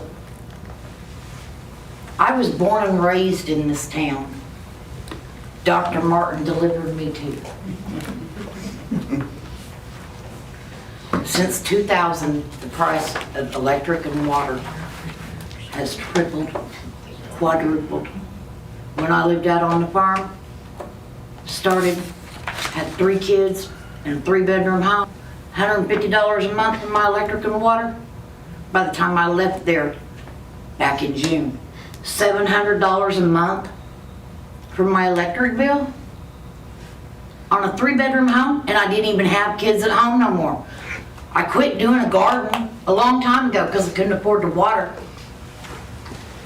You pay $150, $200 a month for water, just to water your garden so you can have some tomatoes or a cucumber. I haven't had a garden in 10 years because of it. Where I'm living now, I wouldn't want to put a garden in. In fact, I don't even know that I even want to continue to live in Perry anymore because of it. I can't even afford to go to Homeland and buy groceries. But yet I can't afford to go anywhere else to buy them. I can't afford to drive out of town. I've cut back in all the areas that I can think of to cut back. I left the farm because I couldn't afford to pay the taxes and do the repairs on the homes out there. And I sold the place so cheap, and it's been turned around and resold now to big developers, and they're making all kinds of money off of it. Yeah, I could have stayed out there. What good would that have done me? What good would that have done me? Yeah, my home was bought and paid for. That's what that's the way it was set up when he died. It was mine. But I would still have to pay the utilities, the insurance, the taxes every year. I can't do it. Not living on $2,100 a month, and that's probably more than what some of these people in here make. You can't do it. It's not right, guys, girls, ladies, gentlemen. It's not right. $55 is a lot. To me, that's a lot. That's a lot out of my pocket. $55 is a lot. Granted, I drink Dr. Pepper every day. Mr. Wortham knows that. What, that's $3 that I'm gonna have to not go to the convenience store and spend for one bottle of soda. Is that right? I don't have a habit of coffee or milk or water or juice or Monsters or nothing. I drink Dr. Pepper. My dogs eat better than I do. That's all I'm gonna say. Thank you, It's Janet. wrong. Do it a little bit at a time. Granted, we do need the new system. I agree with that. I do. It's been kicked around for a very long time. And I do remember Shaw and Hollingsworth and all them. I remember voting for them.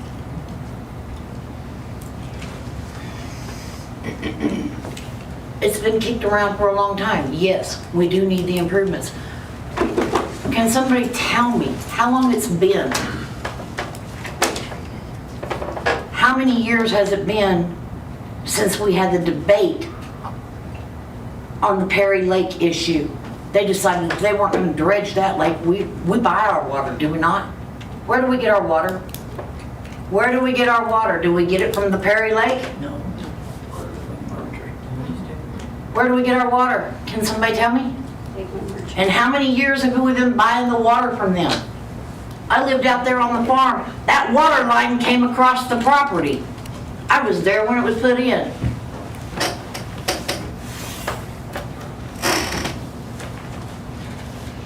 We got a lake sitting out here. People go out there and they swim in it. Let's cut that out. Okay, we got a public pool. Who wants to pay $5 to go to the public pool? When you remember whenever it was like 50 cents to get in. It's worth about 50 cents. I'm sorry. It's the truth. Why do we have to buy our water from another district, from way over there? If OG&E, am I right? Center Lake, is that not where we get our water from? How much does it cost us to have all that water shipped over this way? Hey Janet, that's something that we can probably discuss together a little bit later, but we do need to provide more time for others. Okay, I'm just saying. There's pros and cons to it, good and bad. Thank you, Janet. Yes, Janet. All right. Next we have Tessa O'Reilly. Right, I don't have a whole lot to say. I know a lot of you guys, and I work with a lot of you too. I work my tail off at Ditch Witch every day. I leave there at 2:30. I start door dashing about 3:30, and I don't end until about 8:30, 9 o'clock sometimes. And Danny, I agree with you. Somewhere the bleeding has to stop. I mean, that's just what you have to do if it's gonna be run like a business, that, you know. I am a single woman. I am completely 100% debt free. I own my car. I am saving up money to buy a home. I was hoping to buy a home here in Perry next year. I own a home. It's not livable. It needs remodeled. But I can't do that because even with working the equivalent of 2 jobs, I am still struggling. And when I see 69% increase, and I think, that's just cutting my throat even more. I'm gonna have to work even more. And, you know, I chose raising children over going to college and doing all that. I was a stay-at-home mom for 20 years. That's been my whole life, and now life's changed. I bust my ass. And when I think of 69%, I can't afford that. Y'all, you know, $55 might not be very much, but that is putting food on my table. In August, my electric bill was $748. That is almost my entire paycheck for 2 weeks. I cannot do that. I just paid my electric bill $501. Everything is shut off. Everything is unplugged. I don't have excess use. I'm extremely conservative. I don't have things running. I don't have things just plugged in. My utilities are just outrageous. I just can't afford an increase. So on behalf of the low man in the totem pole in this town, I'm not the only one. I cannot afford it. I personally just cannot.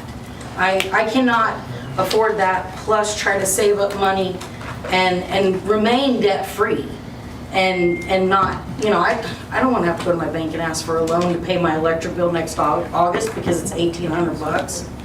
I live in a little house right behind Boomerang. It's not a very big house. I keep everything shut down. It really shouldn't cost me $748 for 1 month of usage. And that's where I'm at with it. I mean, I love this town. I was born and raised here. I went away for 11 years. I went to Tok, Alaska. I pay as much here in utilities as I did in Tok, Alaska, and that is insane. Especially using wood to burn for heat. And when I look at the electric rates, and I'm like, wow, I may as well go back to living remote, you know, which is kind of dumb, and I would never do that again. But anyway, I do appreciate you all, except I feel like that if you're in politics, and you're in politics to make a profit and to make a ton of money, then you are in the wrong line of work, because that's not what it's supposed to be about.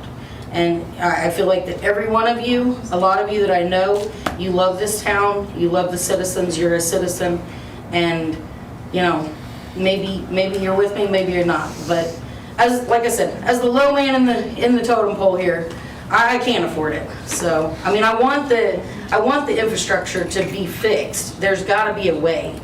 But increasing it by that amount is only going to cut my throat. And it's gonna force me out of Perry. It's gonna force me to have to move somewhere else because I can't afford to live here anymore. And that's crazy, especially when it's just ODOT Perry. So, that's all. Thank you. Thank you, Tessa. Thank you. All right, next we have Arlen Houghton. Arlen stepped out. Oh, stepped up, all right. And then last up, we've got Debbie Wallace. Hi, I'm Debbie Wallace. I know some of you. I don't know others. I live on disability. My check's $1,094. My mom's retired, so if something happens to my mom, me and my kids are gonna be homeless. And between the house payment, my electric runs $400. It was $386. My water's $44, and I don't water my grass. I used to, I can't afford to water my grass. We all know that it floods over there anyway, so it doesn't really matter. I don't need water right now anyway. But I can't afford it. $50 out of mine is a bill. It's literally a bill. And I just took on raising my great niece and my great nephew. And Perry's a generational town. I listen to these meetings all the time. Everybody wants to compare them to Enid and Edmond and everything. Perry's a generational town. We have a bunch of people that live very frugally, and increases like this is hard. It is hard for everybody.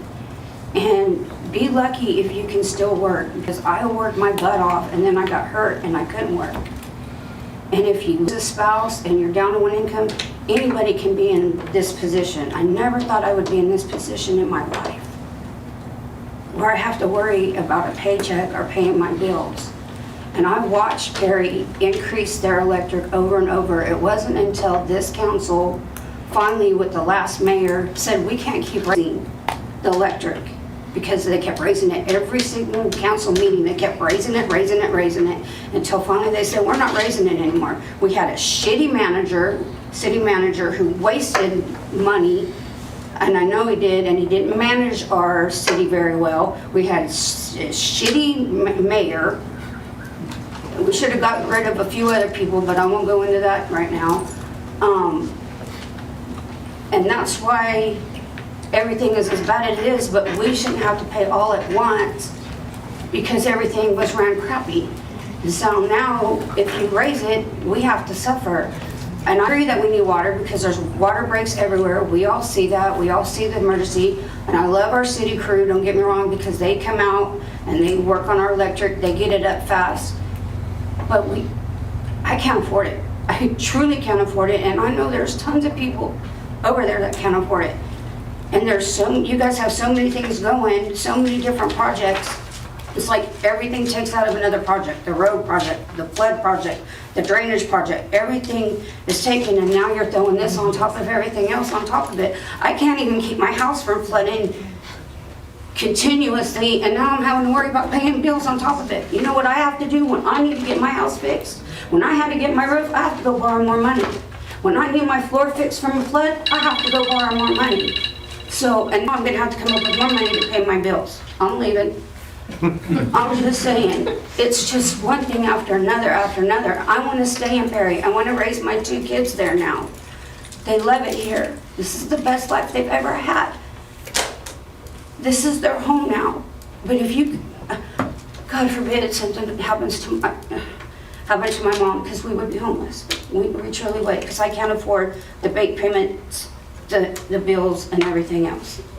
And I'm not saying that the water is a bad deal. I'm just saying you have to stop and think of all the people that live here and the older people right now that are having to choose between medicine and food and bills. It's not that we don't want Perry to be better. Everybody wants Perry to be better. Everybody loves Perry. I think everybody in here, we love Perry. My house looks really good on my income. I take really good care of my home. But I have to turn my electric up to 77, and I'm still paying $400 a month bill. It's a lot right now. And you guys know me. And you know my home looks nice, and I try to keep it up. We've been around and around. Really, you guys, this is a lot for us. Thank you.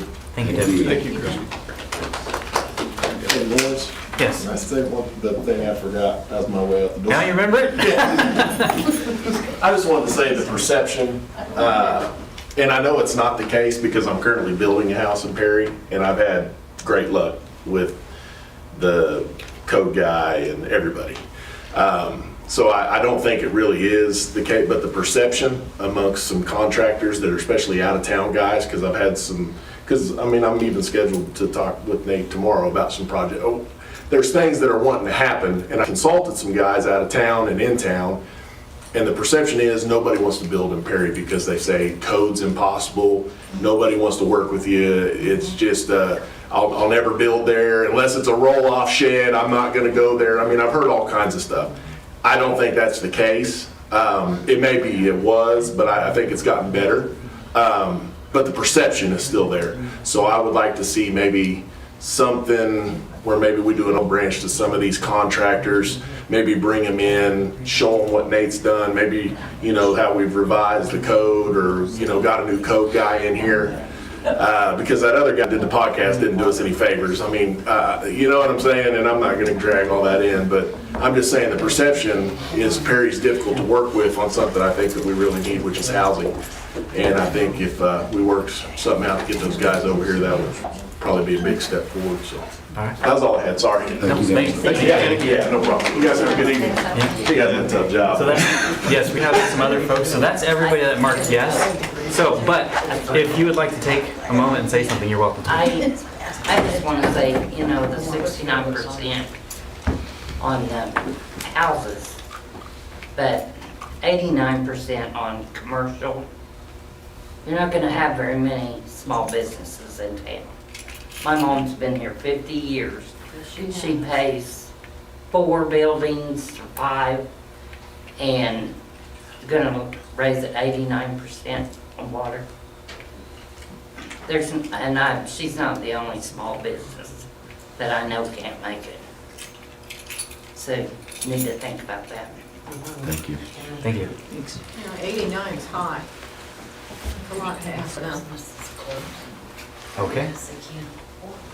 Is there anyone else that would like to share something that hasn't had an opportunity? No? Okay. I'd like to thank everybody for your comments and the things that you've shared with us tonight. Really appreciate it as a council. Thank you. Thank you. Thank you, guys.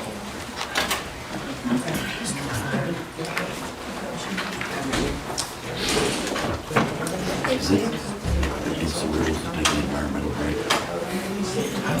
Recess. Make a motion for that, right? You can go either way. I like the idea. But Take a recess. Make a motion for that.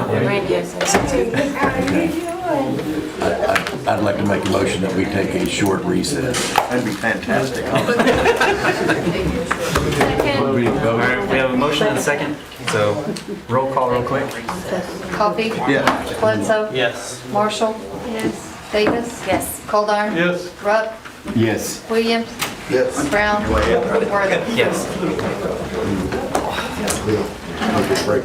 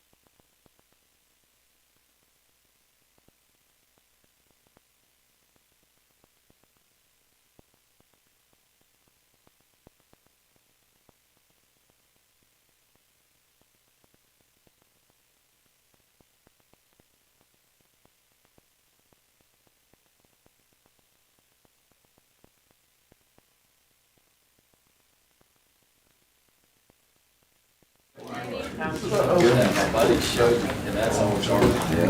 Big show. Make a motion to reconvene. Second. All right, we have a motion and a second to reconvene. Coffee? He's eating candy, hold on. Bledsoe? Yes. Marshall? Yes. Davis? Yes. Coldarn? Yes. Rutt? Yes. Williams? Yes. Brown? Wortham? Yes. It's awesome. All right, welcome back. So that has left us off on item number 4, and we are now moving on to item 13, which is consider changes in the utility rates as follows. There is a number of them there. However, before we had talked about doing the town hall meetings prior to voting on these rate increases, I think there's still a lot of education that needs to go out to the public before then. And whoa! You're the winner. I think I may be over That's the right. weight limit. Sammy did that. Sammy did it. Yeah. That's more Somebody chocolate. switched. We switched the chairs around while you were gone. Thank you. I did not do. But I think I would like to make a motion that we table voting on the rates until we can educate the public a little bit more. This is something, there's a lot with the infrastructure that does need to happen. But I think we need to give the public an opportunity to hear more from us on this. We've been talking for the last year about transparency and communication, and I Yep. think we owe it to them to do that, so I think we got a second, but I was gonna second it. Yeah. But no, I agree with Derek that, we have, even our strategic plan, that's one of our main points is transparency and communication to the public. And, I think some of us feel that way, that we need to communicate this a little bit better and be more transparent about it than have a presentation and vote on it immediately. It's also a theme that we heard from our Yeah. people that spoke tonight, so it's transparency. So with that, we do have a I motion. did get a text that the ministerial alliance spends $8,000 to $10,000 a year helping people with utilities. I thought that might be something interesting that you'd want to know. So we're gonna table it until after the town hall meeting. Yes. Ready for We are ready for roll call. Coffee? Yes. Bledsoe? Yes. Marshall? Yes. Davis? Yes. Coldarn? Yes. Rutt? Yes. Williams? Yes. Brown? Yes. Wortham? Yes. And with that, we do have some dates with that town hall meeting being next Monday. Yeah, so Monday, the 11th of November, and then the 25th of November, 6 PM here at this building. Where? Here. Here, Can you repeat the dates in times. and times? Just for, Yeah, the 11th and the 25th. Oh, it's on the screen as 6 well. PM. oh, is it? Yeah. But it's pretty small, so if you Yeah. need me to repeat it, I'm happy to. So I know we had to sign up for some of them, or you Yeah. asked for signups. Is this also just full council can be there, or how does this, how does that We work? can make, I mean, if you guys all want to be there, that's just fine. We just need to know so we can post it. Let's post it. I say we post it regardless, yeah. Yeah. And who can make it count? Yeah. Sounds good? November 11th and November 25th at 6 here in the municipal building. Correct, yep.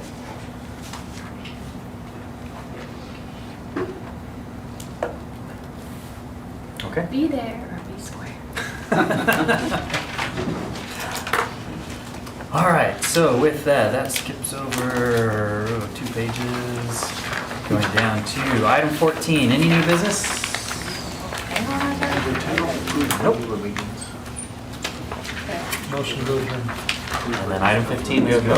Did we? Yeah, we don't have any new business, so motion to adjourn. So moved. We hit everything, right? Yeah. I know, right? Okay, Coffee? Yes. Bledsoe? Yes. Marshall? Yes. Davis? Yes. Coldarn? Yes. Rutt?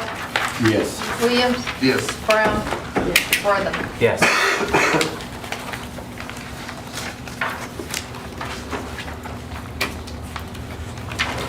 All right, let's call our meeting to order for the Perry Municipal Authority and have roll call. And Coffee? Here. Bledsoe? Here. Marshall. Here. Davis. Here. Goldar. Here. Rupp. Here. Williams. Here. Brown. Here. Wortham. Here. We've got quorum, item 1 consent agenda. Motion to approve. Second. And Coffee. Yes. Bledsoe. Yes. Marshall. Yes. Davis. Yes. Goldar. Yes. Rupp. Yes. Williams. Yes. Brown. Wortham. Yes. All right, item 5, any new business? Nope. Motion to adjourn. Okay, Second. motion second. And Coffee. Yes. Bledsoe. Yes. Marshall. Yes. Davis. Yes. Goldar. Yes. Rupp. Yes. Williams. Yes. Brown. Yes. Wortham. Yes. Okay. All right, let's call a meeting to order for the Perry Facilities Authority and have roll call. And Coffee. Here. Bledsoe. Here. Marshall. Here. Davis. Here. Goldar. Here. Rupp. Here. Williams. Here. Brown. Here. Wortham. Here. All right, item 1 consent agenda. Motion to approve. Second. And Coffee. Yes. Bledsoe. Yes. Marshall. Yes. Davis. Yes. Goldar. Yes. Rupp. Yes. Williams. Yes. Brown. Yes. Wortham. Yes. All right, any new business? Seeing none? Motion to adjourn. Second. And Coffee. Yes. Bledsoe. Yes. Marshall. Yes. Davis. Yes. Goldar. Yes. Rupp. Yes. Williams. Yes. Brown. God. Wortham. Yes. Okay.